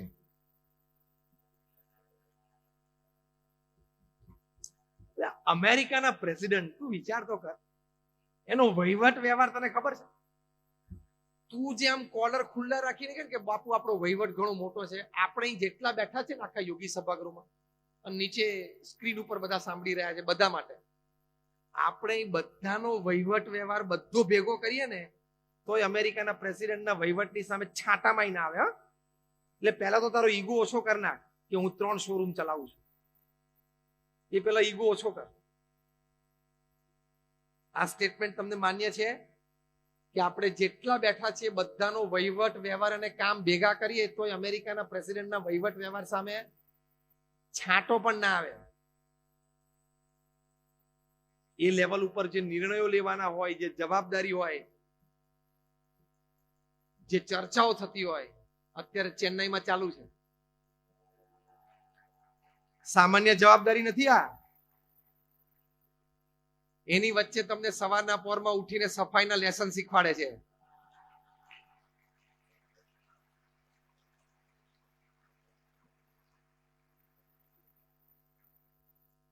આટલા મોટા પડોશી દેશની આટલી મોટી પ્રેસિડેન્ટ કક્ષાની વ્યક્તિ, અને જ્યાં આપણે નાના મોટા બોર્ડરના પ્રશ્ન, ટ્રેડના પ્રશ્ન બધા ચાલુ છે, એની વચ્ચે સવારે બીચ ઉપર મોર્નિંગ વોક લે. તને તો એક દુકાનમાં આટલું ટેન્શન હોય તો હવારના પર કઈ સૂતું જ નથી. લવ યુ જિંદગીમાં આ બધું આવે. થોડી હળવાશ રાખ, પરિવાર સાથે બેસ ઉઠ. એ વ્યક્તિઓ એ કક્ષાએ પોતાનું સમયનું પ્લાનિંગ કરે છે, કામનું પ્લાનિંગ કરે છે. તો ચેન્નાઈમાં પણ વિઝિટિંગ પ્રેસિડેન્ટને હોસ્ટ કરીને પણ સવારે બીચ ઉપર મોર્નિંગ વોક લઈ શકે છે. આ એક દ્રષ્ટાંત બહુ પૂરતું છે હળવાશથી જીવવા માટે. આપણે અહીંયા બેઠા છીએ ને આપણા મગજમાં જેટલા પ્રશ્નો ચાલતા છે, આપણા બધાના મગજમાં એટલા પ્રશ્નો એમના એકલાના મગજમાં ચાલુ છે અત્યારે. હા કે ના? તોય આટલા હળવાશથી રહી શકે છે ને હસી કરી શકે છે. તું શેનું દિવેલ પીધેલું મોઢું લઈને ફરસ આખો દિવસ? અમે પ્રમુખ સ્વામી મહારાજને બહુ નજીકથી જોયા છે. આટલી મોટી સંસ્થાની જવાબદારી, અને હું તમને કહું, જે સંસ્થાઓ સાથે સંકળાયેલા હશે એ લોકોને થોડીક અનુભૂતિ હશે. It is easy to run a corporate, difficult to run an NGO. કારણ કે કોર્પોરેટમાં તમારે કેવું હોય? પે એન્ડ સ્માઇલ રિલેશન હોય. હું તમને પ્રમુખ સ્વામી મહારાજનો મહિમા કહું છું કે આ BAPS સંસ્થા, આટલી વિશ્વવ્યાપી સંસ્થા, એ કેવી રીતે મેનેજ કરતા. તમારા કોર્પોરેટમાં વ્યવહાર ધંધામાં વર્ક મોડલ સ્ટ્રક્ચર શું હોય? Pay and smile. એટલે શું? તમારો પગાર તમારા કર્મચારીને ગમે છે એટલે એના ચહેરા ઉપર સ્માઇલ છે, અને કર્મચારીનું કામ તમને ગમે છે એટલે તમારા ચહેરા ઉપર સ્માઇલ છે. એટલે he is paying you in work and you are paying him in money. Kirtibhai બરોબર છે ને? એટલે બંનેના ચહેરા ઉપર સ્માઇલ છે. હા કે ના? અહીંયા NGOમાં, એમાં રિલીજિયસ બેઝડ NGOમાં, ત્યાં સર્વ એન્ડ સ્માઇલ રિલેશનશિપ હોય. તમારે સેવા કરવાની અને આનંદ લેવાનો. આ વર્ક સ્ટ્રક્ચરમાં હજારોને પ્રેરણા આપી. અમે બધા સંતો અહીંયા છીએ, બધા જ સંતો 8-10 કલાકની પ્રવૃત્તિ સેવામાં જોડાયેલા છે. બધાને નાની મોટી પ્રવૃત્તિઓ છે. કોઈ પગારદાર નથી. અમારી પાસે બેંક એકાઉન્ટ જ નથી. અમે પૈસા નાડતા જ નથી. અમે બોલવાના પૈસા નથી લેતા. હું તો 25 વર્ષથી બોલું છું, કોઈ રૂપિયો નથી જોયો જ નથી, રાખતા જ નથી. એક જ જોડી કપડા 30 વર્ષથી પહેરીએ છીએ, એક જ સ્ટાઇલથી, એક જ રંગના. ફેમિલી નથી, બેંક એકાઉન્ટ નથી, જમીન નથી, લોકર નથી. તો એ તમારા ચહેરા કરતા મારા ચહેરા ઉપર થોડો કઈ ઓછો આનંદ તમને દેખાય છે? ધીસ ઇઝ લવ યુ જિંદગી. એક વિચારધારા, એક અભિગમ એ જીવનમાં ક્લિયર હોવો જોઈએ. આ બધા મટીરિયલિસ્ટિક રિસોર્સિસ હોય કે ના હોય, તમારી વિચારધારા, તમારી પ્રવૃત્તિ, તમારી ભાવનાઓ અને તમારા અભિગમો સવડા હોય તો ખૂબ આનંદથી તમે રહી શકશો. ડિપ્રેશન અને સુસાઇડની વાત જ નહીં આવે. એટલે ફેલિયર્સ આવે તો સ્વીકારી લેવાના. પ્રમુખ સ્વામી મહારાજે પણ એમના જીવનમાં ફેલિયર જોયા છે. એ તો ભગવાનનો સાક્ષાત્કાર હતો. એમને ભગવાનની શક્તિ એમનામાં ચાલતી, છતાં એમને આ લોકની દ્રષ્ટિએ, ચરિત્રની દ્રષ્ટિએ બતાવ્યું લંડનમાં યોગીજી મહારાજને પ્રમુખ સ્વામી મહારાજના ગુરુને મોટું મંદિર કરવું હતું. જે તમે ગાંધીનગરમાં અક્ષરધામ જોયું ને, બધાએ જોયું છે, એ લેવલનું એક કેમ્પસ છે.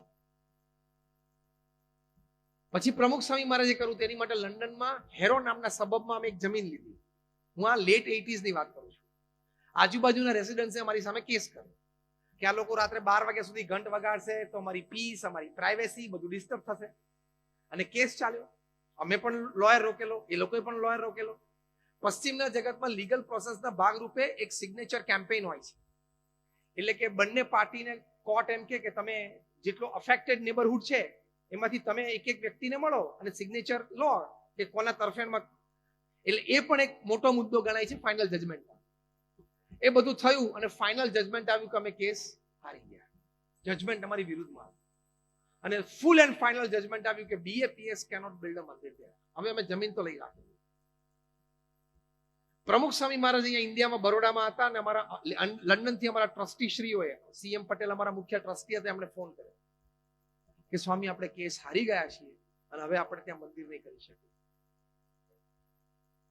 હવે આ કેટલો મોટો શોક. એ વખતે અમારા વડીલ સંત પૂજ્ય વિવેક સાગર સ્વામી એ સામે જતા એમણે આ પ્રત્યક્ષ નિહાળેલો પ્રસંગ, પ્રમુખ સ્વામી મહારાજનો ઇન્સ્ટન્ટ રિસ્પોન્સ. પહેલું જ વાક્ય પ્રમુખ સ્વામી મહારાજ બોલ્યા, જેવી ભગવાનની ઈચ્છા. કેટલી સ્થિરતા, કેટલી શાંતિ. બીજું વાક્ય પ્રમુખ સ્વામી મહારાજ બોલ્યા. આ 3 વાક્યો તમને જીવનમાં બહુ જ કામમાં આવશે અને આજના પ્રસંગે, આજના પ્રવચનમાંથી બીજું કંઈ યાદ ના રહે તો પ્રમુખ સ્વામી મહારાજના 3 વાક્યો ઘરે લઈને જજો. પહેલું, સેટબેક અને ફેલિયર આવે ત્યારે પહેલો વિચાર આ કરવાનો કે જેવી ભગવાનની ઈચ્છા. ભગવાન મારા દુશ્મન નથી, આમાંથી કંઈક મારું સારું થવાનું હશે. પહેલો વિચાર સ્ટ્રોંગ કરવો. એટલે ફેલિયર, સેટબેક, એમાંથી ઉપજતા સ્ટ્રેસ અને ટેન્શનનું બળ ઘટી જશે, પ્રેશર ઘટી જશે. બીજું વાક્ય પ્રમુખ સ્વામી મહારાજ બોલ્યા, આપણે તો આપણો પુરુષાર્થ કરી લીધેલો, હવે જે પરિણામ આવ્યું એ આપણે સ્વીકારી લેવાનું. એક્સેપ્ટન્સ, સ્વીકારી લેવાનું. જે પણ પરિણામ આવ્યું. વિનોદભાઈ બરોબર છે ને? એક્સેપ્ટન્સ. આપણે સ્વીકારતા નથી ને એટલે ટેન્શનમાં રહીએ છીએ કે મારી સાથે આ કેમ બન્યું. બન્યું ના બને. નેપોલિયન સાથે બન્યું, એલ્વિસ પ્રેસ્લી સાથે બન્યું, CCD-માં બન્યું, તો તાર જો ના બને? દાદરમાં વેસ્ટમાં દુકાન લઈને બેઠો છો, બને, બની શકે. આપણને સ્ટ્રેસ ને ટેન્શન ક્યાં આવે? મારું આયોજન હતું, મારી વ્યવસ્થા હતી, મેં વિચારેલું, રિસોર્સિસ બધા હતા, કામ વ્યવસ્થિત કર્યું, તોય પણ ધારી સફળતા કેમ ન મળી અથવા તો નિષ્ફળતા કેમ આવી? તો અહીંયા ભગવાન શ્રી કૃષ્ણ શ્રીમદ ભગવદ્ ગીતામાં કહ્યું છે. એમણે અર્જુનને શું કહ્યું કે કર્મ કરવો એ તારો અધિકાર છે અને તારી પાસે જે બુદ્ધિ, શક્તિ, આવડત હોય એ બધું લગાડીને તારે કર્મ કરવાનું. પરિણામ હું નક્કી કરીશ. કારણ કે 10 ફેક્ટર પોઝિટિવલી કામ કરતા હોય ફાઇનલ આઉટકમમાં, સામે 10 ફેક્ટર નેગેટિવલી પણ કામ કરતા હોય, તમારે કંટ્રોલમાં ના હોય. હવે તમારી પ્રોડક્ટ ઉપર GST 5 ની 13 થઈ ગઈ, શું કરવું? કંટ્રોલમાં તો નથી જ ને એ ફેક્ટર. એ મોટા પાયે વિચારાતું હોય, નેશનલ લેવલ ઉપર વિચારાતું હોય, એટલે બધું થતું હોય, પણ હવે એની ઇફેક્ટ આવવાની. તે લોન લઈ રાખીને મોટા ધંધાનું એક્સપાન્શન નક્કી કરેલું, GST વધી ગયો. તે તારા પ્રોડક્ટની સરસ પ્લાનિંગ કરી રાખેલું, પણ સીધી ફોરેન થી એની જ પ્રોડક્ટ અડધા ભાવે ઇમ્પોર્ટ થવા માંડી. બધું બનવા જોગ છે કે નહીં? હા કે ના? તો પછી 10 ફેક્ટર સક્સેસ માટે કામ કરતો હોય ફેર project, there are 10 factors affecting negatively, you have to accept it. એટલે પ્રમુખ સ્વામી મહારાજ બીજો સિદ્ધાંત સમજાવ્યો કે આપણે આપણો પુરુષાર્થ કરી લેવાનો, પછી જે પરિણામ આવે એ આપણે સ્વીકારી લેવાનું. અને ત્રીજી વાત પ્રમુખ સ્વામી મહારાજ બોલ્યા કે આપણે નક્કી કર્યું છે કે લંડનમાં મંદિર કરવું છે એટલે કરવું જ છે, બીજી જમીન શોધવા માંડો. ડિટર્મિનેશન એવું જ રાખવાનું. અને શોધી, બનાવ્યું. અને જ્યારે 1995 ઉદ્ઘાટિત થયું ત્યારે રીડર્સ ડાયજેસ્ટે લખ્યું કે it is the 8th wonder of the world, દુનિયાની 8મી અજાયબી. કારણ કે યુરોપથી પથ્થર ગ્રેનાઇટ, માર્બલ આવતો કંડલા, કંડલાથી બાય રોડ રાજસ્થાન જતો, ત્યાં આપણા કારીગરો ઘડતા, 2600 કારીગરો કામ કરતા, અને ત્યાંથી પાછો ઘડાયેલો પથ્થર કંડલા આવતો અને કંડલાથી શિપમાં યુએસ ઇંગ્લેન્ડ જતો. First project make in India 1995 થયેલો છે. આપણને આની અત્યારે પ્રેરણા છે ને આદેશ છે મેક ઇન ઇન્ડિયા, પણ વી ડીડ ઇટ ધેર. અને એ પણ એક સ્ટેપ આગળ, raw material from foreign country and make in India, અને ફિનિશ પ્રોડક્ટ પાછી ત્યાં ઊભી કરી. તો જો આ 3 વાત યાદ રાખવાની, ભગવાન સાથેનું થોડું જોડાણ હશે ને તો પણ પરિસ્થિતિમાં તમે સ્થિર રહી શકશો. એ પણ એક બહુ જ મોટો મુદ્દો છે.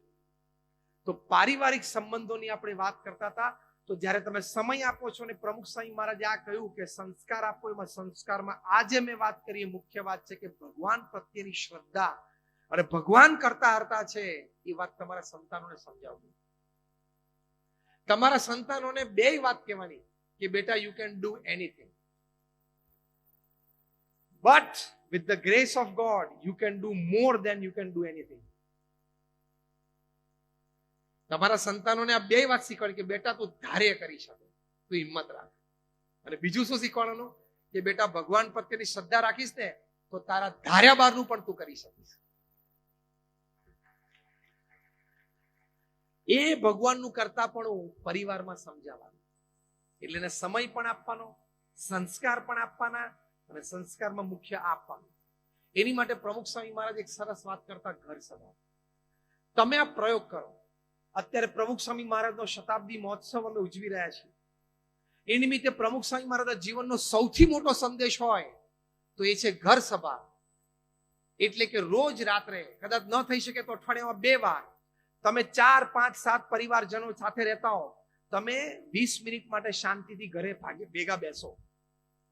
પહેલી 5 મિનિટ ભગવાનનું નામ સ્મરણ કરો, બીજી 10 મિનિટ કોઈ પણ તમારો ધાર્મિક સદગ્રંથ તમે વાંચો, પછી 5 મિનિટ આપલે કરો કે કોને શું ગમ્યું, કોણ શું સમજ્યા, અને રોજ વાંચનનો વારો રાખો. આજે પિતા વાંચે, કાલે માતા વાંચે, પરમ દિવસે દીકરો વાંચે, પછી ચોથે દિવસે દીકરી વાંચે, વારો રાખવાનો. અને પછી ભગવાનની આરતી કરીને તમે છૂટા પડો. પ્રમુખ સ્વામી મહારાજ કહેતા, ઘર સભાથી વિશ્વ શાંતિ થશે. આ શબ્દશ કોટ કરું છું. અમે ઘર સભા નામનું પુસ્તક BAPS માં બહાર પાડ્યું છે, જેમાં હજારો પરિવારમાં નાના મોટા પ્રશ્નો હતા, સાસુ વહુ વચ્ચેના પ્રશ્નો હતા, બાપ દીકરા વચ્ચેના પ્રશ્નો હતા. એ સાથે ઘર સભામાં રાત્રે બેઠા, એમાંથી આ પ્રશ્નના સમાધાન થયા છે. And that is how they started loving their life and family. આ તો ઘરમાં આવે, ડાઇનિંગ ટેબલ ઉપર જમીને આ રૂમમાં જતો રહે, પેલો જમીને આ રૂમમાં જતો રહે, પેલો એનું ટીવી ચાલુ કરે, પેલો એનું લેપટોપ ચાલુ કરે. એટલે તું જંગલમાં રહે છે, ઘરમાં રહે છે? ઘરમાં કાયદો જ લાવી દેવાનો કે ભાઈ અઠવાડિયામાં 2 દિવસ આ ટાઈમે બધા સાથે બેસવાનું જ છે. કુમાર મંગલમ બિરલા ને એમના ધર્મપત્ની એમના ઇન્ટરવ્યુમાં ટાઈમ્સ ઓફ ઇન્ડિયામાં બોલેલા, 5 લાખ કરોડનું કોંગ્લોમેરેટ છે ફ્રોમ સોલ્ટ ટુ સોફ્ટવેર. રાત્રે 8:30 થાય એટલે બધાએ પોતાનો મોબાઈલ મધર પાસે ડિપોઝિટ કરી દેવાનો. કુમાર મંગલમ બિરલા એમનો મોબાઈલ આમ ફોન આપી દે એમના માતૃશ્રીને. સ્તબ્ધ થઈ ગયા. બહુ ભારે વાત આવી. કારણ કે આપણા હાથમાંથી રાત્રે જો 8:30 વાગે, દિવસ દરમિયાન તો ઓછું હતું, પણ જો રાત્રે 8:30, 9 વાગ્યા પછી હાથમાંથી કોઈક મોબાઈલ લઈ લે ને તો hate you life, love you life નહીં. તો પછી 2 કલાક પૂરા કરવા, રાત્રે 3 કલાક, 8:30 થી 11:30 બહુ અઘરું પડે. You have not understood life. તમે કદાચ સાથે જમવા બેસો ત્યારે તમારા જમણા હાથમાં કોળીઓ હોય છે અને ડાબા હાથમાં શું હોય છે? મેં કીધું બધાને બધી જ ખબર છે. હવે ખાલી જીવનમાં ઉતારવાનું છે. My simple question to you all is, when you are sitting on a family dinner, is somebody miles away with whom you are talking is more important, or your family member in your blood relation sitting just 2 feet away is more important? અગત્યનું કોણ છે? બોલો બોલો, હજી જોશથી બોલો. તો આજથી તમને બધાને નિયમ આપવામાં આવે છે કે રાત્રિ ભોજનમાં પરિવાર સાથે બેઠા હોય ત્યારે તમારો મોબાઈલ ફોન 10 ફૂટ દૂર મૂકીને ડાઇનિંગ ટેબલ ઉપર આવવાનું. How many you agree with me? આમ હાથ બરોબર ઊંચા કરો એટલે દેખાય મને. આમ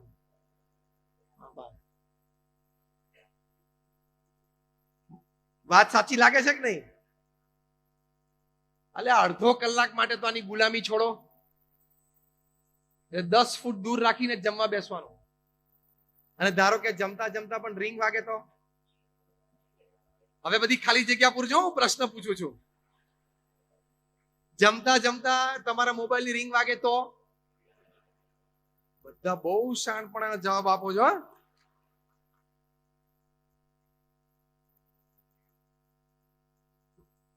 તમારું ફેમિલી બહુ ઇમ્પોર્ટન્ટ છે. હાર્વર્ડ યુનિવર્સિટીના એક સર્વે પ્રમાણે 5 ખંડ ઉપર 1 લાખ પરિવાર across caste, creed, colour, religion, નેશનાલિટીમાં એ લોકોએ સર્વે કર્યો. 110 દેશોમાં સર્વે થયો અને એક જ મુખ્ય પ્રશ્ન હતો, what according to you is the greatest joy upon this earth? પૃથ્વી પર સૌથી મોટો આનંદ શું છે? 67% પણ વધારે હાર્વર્ડ યુનિવર્સિટીના સર્વેમાં લોકોએ જવાબ આપ્યો કે spending quality and quantity time with your near and dear ones whom you love and who love you is the greatest joy upon this earth. તમને પારિવારિક આનંદ આવતો હશે ને તો ધંધાના ટેન્શન પણ બહુ ઉતરી જશે. કારણ કે એક જગ્યાએથી તમને લવ અને કમ્ફર્ટ અને વોર્મથ મળતું થાય ને એની ઇફેક્ટ બીજા ઉપર આવે છે. એટલે શાંતિથી બેસવું. આપણે આખી દુનિયા નથી જીતી લેવી. આપણે આખો દરિયો પીવો નથી. આપણે આખું રેડીમેડ ગાર્મેન્ટ્સનું માર્કેટ આખું આપણે કેપ્ચર કરી લેવું નથી. બધું ધીમે ધીમે ચાલશે. બીજાને આપણે કમાવા દઈએ, આ તો બધાની વાત છે. પણ આપણે કીર્તિભાઈ સાથે મિત્રતાથી આમ જરા છૂટથી વાત કરી. કોઈ પોતાના ધંધાનો દરિયો પી શકતા નથી. હા કે ના? ગમે તેવો તરસ્યો હોય તો 2-4 ગ્લાસ એક સમય પી શકે છે. તો શું કામ દરિયો પીવાની તું આટલી બધી હોડમાં ઉતરી ગયો, કોમ્પિટિશનમાં ઉતરી ગયો? એટલે પરિવાર સાથે શાંતિથી બેસવું. 1.5 કલાકના રાત્રિ ભોજન પછી કુમાર મંગલમ બિરલાના પરિવારમાં બીજો 1.5 કલાક આખો પરિવાર સાથે બેસે અને પારિવારિક વાતો થાય. આ પરિવારમાં 1.5 કલાક પરિવાર રોજ રાત્રે સાથે કાઢી શકે તો તારે તો ખાલી દાદર વેસ્ટમાં દુકાન જ એક બંધ કરવાની છે. આ ખાલી દાદર વેસ્ટમાં એટલે જ નહીં સમજવાનું, આખું મુંબઈનું સમજવાનું. પણ આ તો શું, તમને ઘરે જાવ ત્યારે કંઈક વધારે પડતું થાય ને તો દાદર વેસ્ટ દુકાન આ યાદ આવી જશે ને પ્રવચનમાંથી, તોય બીજું ઘણું યાદ આવશે. એની માટે આ તમારો મોટો દુશ્મન છે મોબાઈલ. એને વાપરતા આવડશે. પ્રમુખ સ્વામી મહારાજને અમેરિકામાં પ્રશ્ન પૂછેલો કે આધુનિક સુખ સગવડો, સાયન્સ એન્ડ ટેકનોલોજી, આ મોબાઈલ અને ઇન્ટરનેટ એ આશીર્વાદ છે કે શ્રાપ છે? ત્યારે પ્રમુખ સ્વામી મહારાજે બહુ સુંદર ઉત્તર આપેલો કે વિવેકથી વાપરે તો આશીર્વાદ છે, વિવેક ચૂકે તો શ્રાપ છે. ઇલેક્ટ્રિસિટી આશીર્વાદ રૂપ છે, પણ તું પ્લગમાં આંગળી નાખે તો ખોટું. એમ તમે નોકરી, ધંધા, વેપારમાં અને વિદ્યાર્થીઓ પણ ભણવામાં તમારે આઈપેડની જરૂર છે, તમારે લેપટોપની જરૂર છે, તમે વાપરો, એની ના નથી. પણ વિવેક તમારે રાખવો પડશે કે કઈ સાઇટ ઓપન થાય અને કઈ ના થાય. એ વિવેક ચૂકશો તો છૂટાછેડાના પ્રશ્ન આવશે, લવ યુ જિંદગી બગડી જશે. કારણ કે વૃત્તિઓ ફંટાવા માંડશે. તમે પરિણિત વ્યક્તિ છો, તમારો પરિવાર છે, તમારે 5-25 સારા મિત્રો છે, પછી માઇલો દૂર જેને જિંદગીમાં તમે ક્યારેય મળવાના નથી એવા સોશિયલ નેટવર્કિંગ સાઇટ્સ ઉપર જઈને ખોટા નવા મિત્રો ઉભા કરવાની જરૂર શું છે? હા કે ના? તું છેલ્લા અઠવાડિયાથી તારા દીકરા સાથે 15 મિનિટ બેસી નથી શકતો અને સોશિયલ નેટવર્કિંગ સાઇટ ઉપર જાય છે. મૂર્ખ છું. You are a full. You don't value family relations. તમે એક પરિણિત વ્યક્તિ, કદાચ અપરિણિત હોય તો પણ સોશિયલ નેટવર્કિંગ સાઇટ ઉપર જાઓ એટલે પ્રશ્ન આવશે જ. હમણાં અમેરિકામાં ડિવોર્સ લોયર્સની એક કોન્ફરન્સ થઈ, 3 દિવસ ચાલી. 300 લોયર્સ ભેગા થયેલા અને બધાને 18 કલાકનું કામ હતું. હા, ખબર પડી? સ્પેશિયલાઇઝેશન શેનું હતું? આ 300 જણાનું ડિવોર્સ, અને 18 કલાક એ લોકોની ઓફિસ ચાલતી હતી.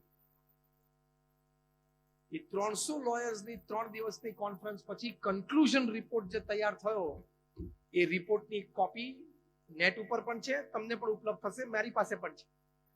એમાં યંગ કપલ્સમાં ડિવોર્સ થવાના કારણોમાં જે 22-25 થી માંડીને 35 સુધી યંગ કપલ્સમાં ડિવોર્સ થવાના જે મુખ્ય કારણો લખ્યા, એમાંનું બીજા કે ત્રીજા ક્રમાંકે મુખ્ય કારણ છે over exposure to social networking sites. ત્યાં પછી ખોટી મિત્રતા બંધાઈ જાય, અને પછી પ્રશ્ન થાય, અને તમે વધારે પડતો સમય સ્ક્રીન ઉપર કાઢો એટલે તમારા પતિ કે પત્નીને શંકા જશે જ, અને પ્રશ્ન ઉભા થશે.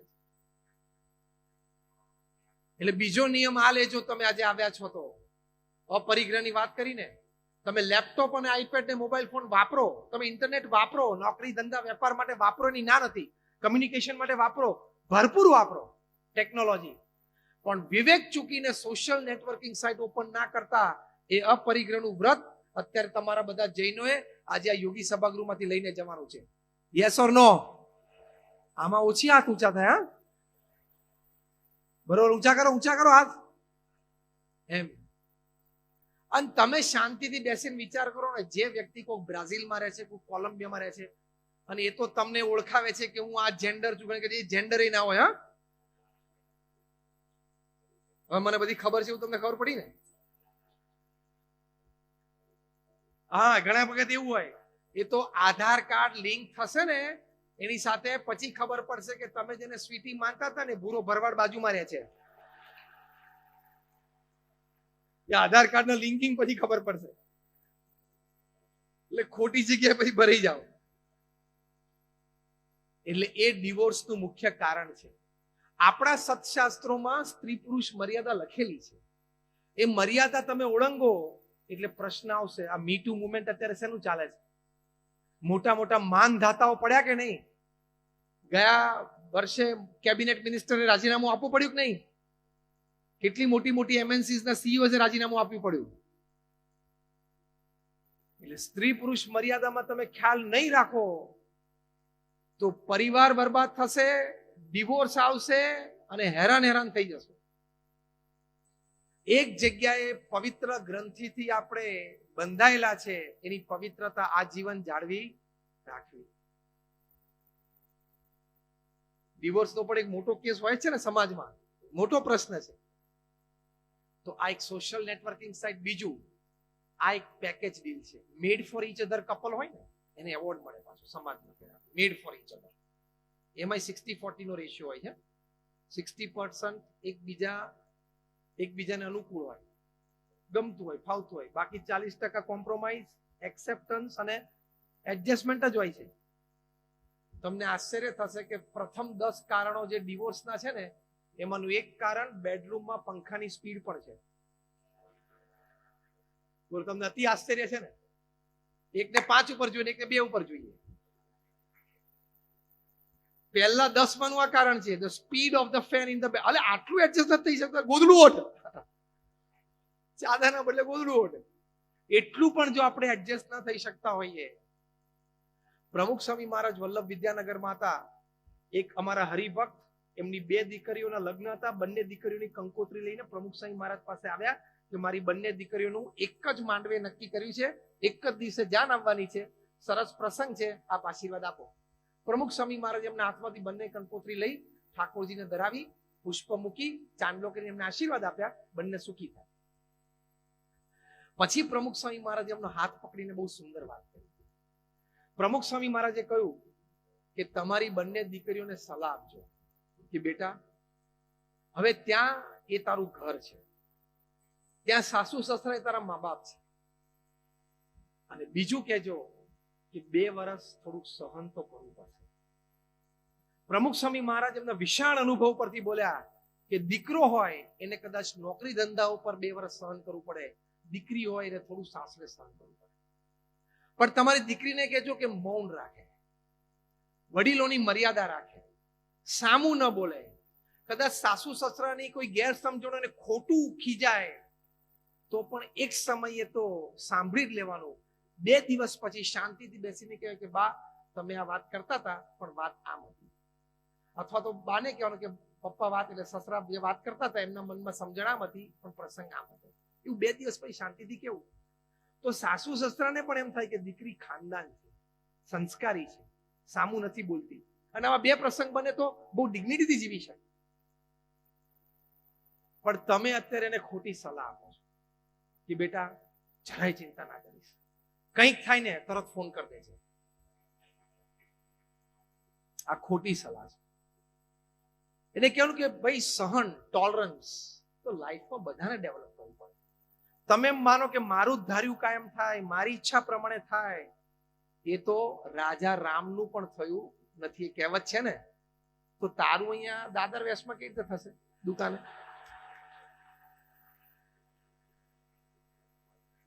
રાજા રામનું નથી થયું, તારું કેવી રીતે થશે? અને પાછું શું થાય, અત્યારે દીકરીઓ MBA થયેલી હોય, મને બધું આવડે. અત્યારે આપણો છે ને કોન્ફ્લુઅન્સનો પેઢી ચાલે છે. જૂની પેઢી થોડી ઓછું ભણેલી છે અથવા નથી પડેલી, જે અત્યારે સાસુ સસરા છે એ લોકો થોડુંક ઓછું અથવા તો ઓછું ભણેલા છે, અને નવી પેઢી એકદમ ભણેલી આવે છે શહેરમાંથી. એટલે આ છે ને કોન્ફ્લુઅન્સ છે. 25 વર્ષ પછી એવું થશે કે સસરો અને દીકરો અથવા તો સાસુઓ બધા સરખા ભણેલા હશે, પણ અત્યારે આ 2 પેઢીનું મિક્સચર છે. એટલે મેક્સિમમ પ્રોબ્લેમ એને છે. ત્યાં કોન્ફ્લુઅન્સમાં આ પ્રોબ્લેમ છે. એટલે લગ્ન કરીને 3જા દિવસે ઘરે જઈને કે એના સાસુને કે mom C actually this refrigerator should be in this direction. આ ફ્રીજ છે ને આમ હોવું જોઈએ, તું ફેરવીશ નહીં, તું ફરી જઈશ. 8 વર્ષથી બધાને ઘરમાં રેફ્રિજરેટર આ ડિરેક્શનમાં ફાવી ગયું છે. હવે તું ફવડાવી દે, તું દોડદાઈ ના થઈશ કે refrigerator should be in this direction. Let it be in that direction. You adjust yourself to the refrigerator. પહેલા પ્રમુખ સ્વામી મહારાજે સલાહ આપી કે ત્યાં નવા માણસો છે શાસ્ત્રા પક્ષમાં, એ માણસોની બોલચાલ, ઉઠક બેઠક, ઉઠવા બેસવાની રીત, ઉઠવા બેસવાના સમય, ખાવા પીવાના ટેસ્ટ, એ બધું જાણવું પડે. એને 2 વર્ષ થાય. પહેલા દિવસથી પણ થોડે બધું સેટ થવા માંડે. તમારા ઘરમાં અહીંયા ચા ધારો કે સવારે 6 વાગે પીતા હોય, ત્યાં સાસરે જાય તો બધાને 7:30 ની આદત હોય, તો એડજસ્ટમેન્ટમાં વાર તો લાગે ને. એ વખતે એમ કે ના અમારા ઘરમાં બધા વહેલા ઉઠી જાય, 6 વાગે વહેલા ઉઠો, એવું ના બોલાય. એ વહેલા પછી ઉઠશે, પહેલા તું 7:30 એડજસ્ટ થા. તો એડજસ્ટમેન્ટ ઇઝ લાઈફ. તો આ તમારા સંતાનો, એવી રીતે તમારા દીકરાને શીખવાડવાનું. પ્રમુખ સ્વામી મહારાજ સલાહ આપતા. હવે અત્યારે બાપે ફેમિલી બિઝનેસ ચલાવતો હોય અને દીકરો લંડન સ્કૂલ ઓફ ઇકોનોમિક્સ માંથી LSE માંથી MBA થઈ રહ્યો, એટલે પહેલા દિવસે સજેશન કરે કે dad actually this table we don't want it. આ માણસ અહીં ખોટો જ બેઠો છે, આ ફાઇલ અહીંથી મૂવ થાય જ. પણ ભાઈ તું જન્મ્યો ને તે પહેલાનો આ માણસ તારા પપ્પા સાથે ભલે કર્મચારી છે, પણ કંધે કંધો મિલાવીને ધંધો ઉભો કર્યો છે ટેબલ. એટલે તમારે તમારા સંતાનો પણ ધંધા ઉપર આવે ને તો કહેવાનું કે આ 5-7 કર્મચારીઓ જે છેલ્લા 10-15 વર્ષથી મારી સાથે છે ને, એને પણ તારે જેમ તું મને પિતા માને છે એમ પિતા તુલ્ય માન, શીખ એની પાસેથી. તો પ્રશ્ન નહીં આવે જીવનમાં.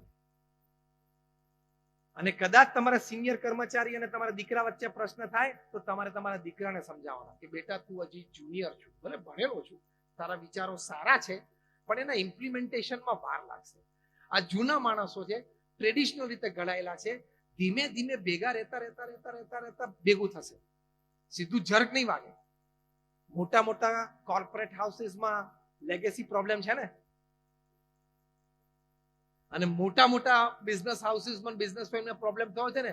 જેવા સંતાનો બિઝનેસમાં આવ્યા એટલે 3-4 સિનિયર કર્મચારીઓને છોડવું પડે છે, ઘર્ષણ શરૂ થાય છે ને, એ પ્રોબ્લેમ થાય છે. એટલે દીકરાએ નોકરી ધંધા ઉપર, દીકરીએ શાસ્ત્રમાં થોડુંક તો સહન કરવું પડે. એટલે તમારે સમજાવવાનું બેટા સહન થોડું કરવાનું, મૌન રહેવાનું. જ્યારે વાતાવરણ શાંત હોય ત્યારે પ્રેમથી આપણા તરફથી વાત સમજાવવાની, આપણો મુદ્દો સમજાવવાનો, પણ વડીલોની મર્યાદા રાખવાની, સામું ન બોલાય. અને બેટા તું સાસરે રહે, અમે રાજી છીએ, તું કદાચ 15-20 દિવસે મહિને એકવાર ફોન કરીશ તો અમે રાજી છીએ. હવે તારું એ ઘર છે, તું ત્યાં રહે, એમાં તારી શોભા, એ ઘરની શોભા, અમારી શોભા, બધું એમાં રહેલું છે. મહિને 2 મહિને આપણે શાંતિથી એકવાર વાત કરશું. કારણ કે રોજ વાત કરે એટલે સાસુને પ્રશ્ન થાય જ કે રોજ સાંજે બધો ઘરનો રિપોર્ટ ત્યાં આપી લાગે. થાય કે ના થાય? પછી પ્રશ્ન શરૂ થાય જ. તો આવા બેઝિક નોર્મ્સ ક્લિયર જ રાખવાના. બેટા મહિને 2 મહિને એકવાર વાત કરજે, કઈ નથી બગડી જતું. અને રોજ સાંજે વાત કરે એમાં તથ્ય શું હોય? થેપલા કરે, ભાખરી કરી, આટલું જ હોય. બીજું વાત શું હોય? એમ રોજ સાંજે તમે કોકની સાથે અડધો કલાક વાતો કરો તો વાતમાં કઈ માલ ના હોય. રોજ સાંજે કઈ મુદ્દો હોય તમારી પાસે ચર્ચા કરવા જેવો? અને ત્યાં બધાને ડાઉટ ઉભો થાય એટલે આ પ્રશ્ન થવાના છે. એટલે થોડું ટોલરન્સ અને એક્સેપ્ટન્સ. બીડી સોની સાહેબ બહુ જ સારા ડિસ્ટ્રિક્ટ જજ, ફેમિલી કોર્ટ્સમાં ગુજરાતમાં 30 વર્ષની કારકિર્દી, અમારા સંપ્રદાય સાથે ખૂબ સારી રીતે જોડાયેલા છે, સંપ્રદાયના અનુયાયી છે. 10,000 હરિભક્તોની હાજરીમાં અમારી શિબિરમાં અમે એમનો ઇન્ટરવ્યુ સ્ટેજ ઉપરથી લીધેલો કે તમે 30,000 ફેમિલી ડિસ્પ્યુટ્સમાં તમે કોર્ટમાં જજ તરીકે બેસીને બે પાર્ટીને સાંભળીને તમે જજમેન્ટ આપ્યા છે. તમને વિશાળ અનુભવ છે ફેમિલી ડિસ્પ્યુટ્સનો. તો તમારી દ્રષ્ટિએ પતિ પત્નીના વિખવાદ, ડિવોર્સ અથવા તો બે પેઢી વચ્ચેના વિખવાદ, એનું મુખ્ય એક લાઈનમાં કારણ તમારા 30,000 કેસમાંથી તારણ કાઢીને તમે અમને આપો. ત્યારે જજ બીડી સોની, ડિસ્ટ્રિક્ટ જજ ઇન ફેમિલી કોર્ટ, એમણે 30,000 કેસ પછી એમણે એક વાક્ય બોલ્યા કે લેવલ ઓફ ટોલરન્સ અને level of acceptance has gone down to 0 level. સ્વીકાર કરવાની ભાવના અને સહન કરવાની ભાવના 0 થઈ ગઈ. આપણે કયા એટીટ્યુડથી ઉછર્યા છીએ? અત્યારની પેઢીને આપણે બધા એટીટ્યુડમાં આવી ગયા કે હું જો ખોટો હોઉં ને તો દોસ્ત મને જાહેરમાં લાફો મારી દેજો, હું એક શબ્દ નહીં બોલું, પછી એવો સજ્જન થાય દેખાડે. પણ જો હું સાચો હોઈશ ને, આટલું ખોટું સહન નહીં કરું. આ એટીટ્યુડથી આપણે જીવીએ છીએ ને, એ એટીટ્યુડ ખોટો છે. આપણે સાચા હોઈએ પણ સામે વડીલ હોય તો મર્યાદાની દ્રષ્ટિએ, સમાજ વ્યવસ્થાની દ્રષ્ટિએ ના બોલાય, મૌન રહેવાય, સાંભળી લેવાય અને સહન કરી લેવું પડે. That is family values. દરેક જગ્યાએ બાઈ ના ચડાવાય. તને ખબર છે તારા આ દાદા છે, તારા પિતા છે, તું સીધો મોઢે બોલી કાઢે એટલે. અને બીજું પણ યાદ રાખવું કે વૃદ્ધ થાય ત્યારે તમારે ધ્યાન રાખવું, હું બાળક હતો ત્યારે મને બધી રીતે સાચ્યો, હવે એ પણ બાળક થઈ ગયા છે.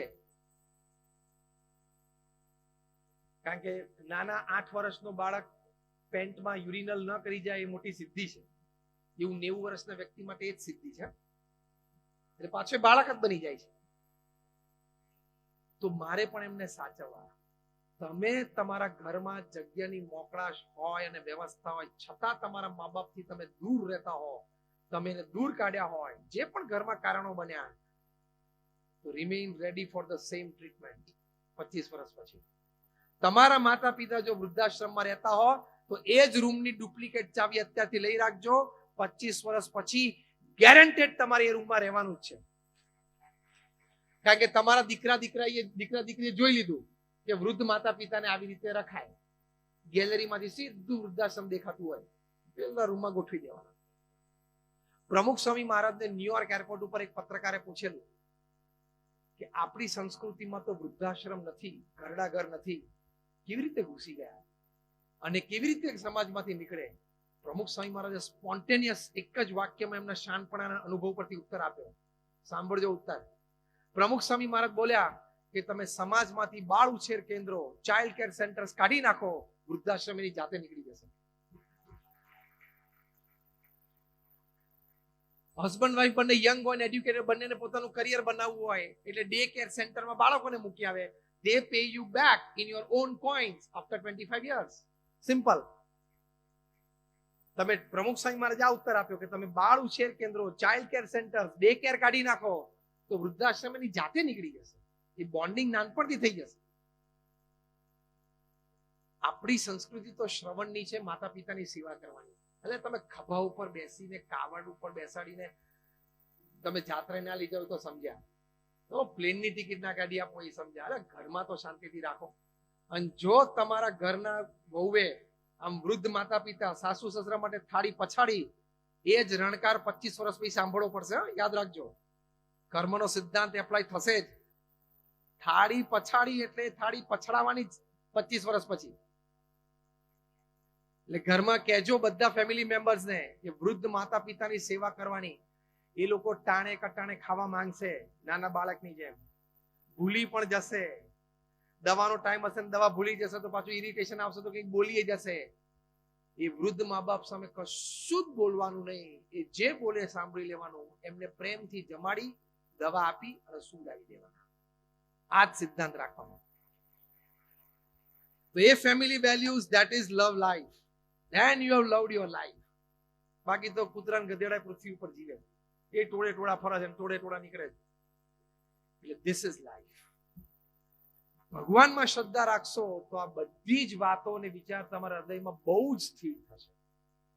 thousands of experiments, thousands of clinical scientific research, more than 50,000 research papers have been produced in national international seminars. કે ભગવાન સાથે કોઈક પ્રકારનો સંબંધ અને તમારા જીવનમાં આવા સદગુણો આવશે. ચલો સ્વર્ગની અને મોક્ષની વાત તો પછી, અત્યારે ભૂલી જાઓ. જીવન જીવવામાં પણ ભગવાન સાથેનો સંબંધ કેટલો કામમાં લાગશે. યુનિવર્સિટી ઓફ કોલંબિયાએ હમણાં રિસર્ચ કરી, સર્વે પછી એ લોકોએ કહ્યું 1 લાખ પરિવારમાં સર્વે થયો કે what a believer family has N advantage over a non believer family. જે ભગવાનમાં શ્રદ્ધા રાખે છે અને કંઈક ધાર્મિક વિધિ વિધાન રોજ કરે છે, એવા પરિવારોને ભગવાનમાં શ્રદ્ધા ન રાખતા પરિવારો જે કાંઈ ધાર્મિક વિધિ વિધાન ઘરમાં નથી કરતા, વ્યક્તિગત કે પારિવારિક રૂપે, એ લોકો ઉપર શું એડવાન્ટેજ? પહેલો એડવાન્ટેજ કે જે શ્રદ્ધાળુ પરિવાર છે એમાં પરિવારના સભ્યોમાં લેવલ ઓફ એક્સેપ્ટન્સ અને ટોલરન્સ બહુ સારું જોવામાં મળ્યું. તો મોટો લાભ છે કે નહીં? બીજું, શ્રદ્ધાળુ પરિવારના સંતાનોનું એકેડેમિક રિઝલ્ટ વધારે સારું હતું. ત્રીજું, શ્રદ્ધાળુ પરિવારના પરિવારજનોનું ઓવરઓલ હેલ્થ ન માનનારા પરિવારના પરિવારજનો કરતા ઘણું સારું હતું. આ બધા એડવાન્ટેજ છે ને. તો ધીસ ઇઝ રાઈટ. તો આવી તો ઘણી બધી રિસર્ચ છે કે કંઈક નામ સ્મરણથી, કંઈક પ્રાર્થનાથી, કંઈક જોડાણથી આટલો લાભ તમને થશે. તે ભગવાનમાં શ્રદ્ધાથી તમે થોડો સમય એની માટે પણ કાઢજો. તો આ આપણું જીવન છે.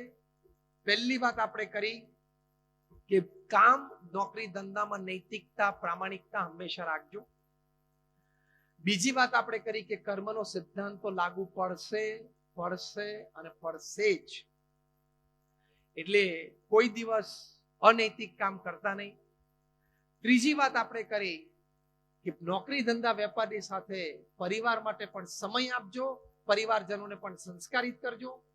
ચોથી વાત આપણે એ કરી કે ભગવાન પ્રત્યેની પણ શ્રદ્ધા રાખજો. તો આવા ઘણા બધા સદગુણો તમારા જીવનમાં ચોક્કસ આવશે. તો થોડાક મૂલ્યો છે, સામાન્ય મૂલ્યો છે, પણ એનાથી તમારું જીવન ખૂબ ઉન્નત બનશે. 90 વર્ષ 100 વર્ષની ઉંમરે મૃત્યુ સમયે પણ આપણે આપણી છાતી ઉપર હાથ મૂકી એટલું તો બોલી શકવા જોઈએ ને કે yes I lived my life. એટલું તો થવું જોઈએ કે ના થવું જોઈએ? એ થવા માટેની આ વાત છે. આપ સર્વે માટે અમે ખૂબ પ્રાર્થના કરીએ છીએ. આપ સર્વેના જીવનમાં આ બધી વાતો દ્રઢ થાય.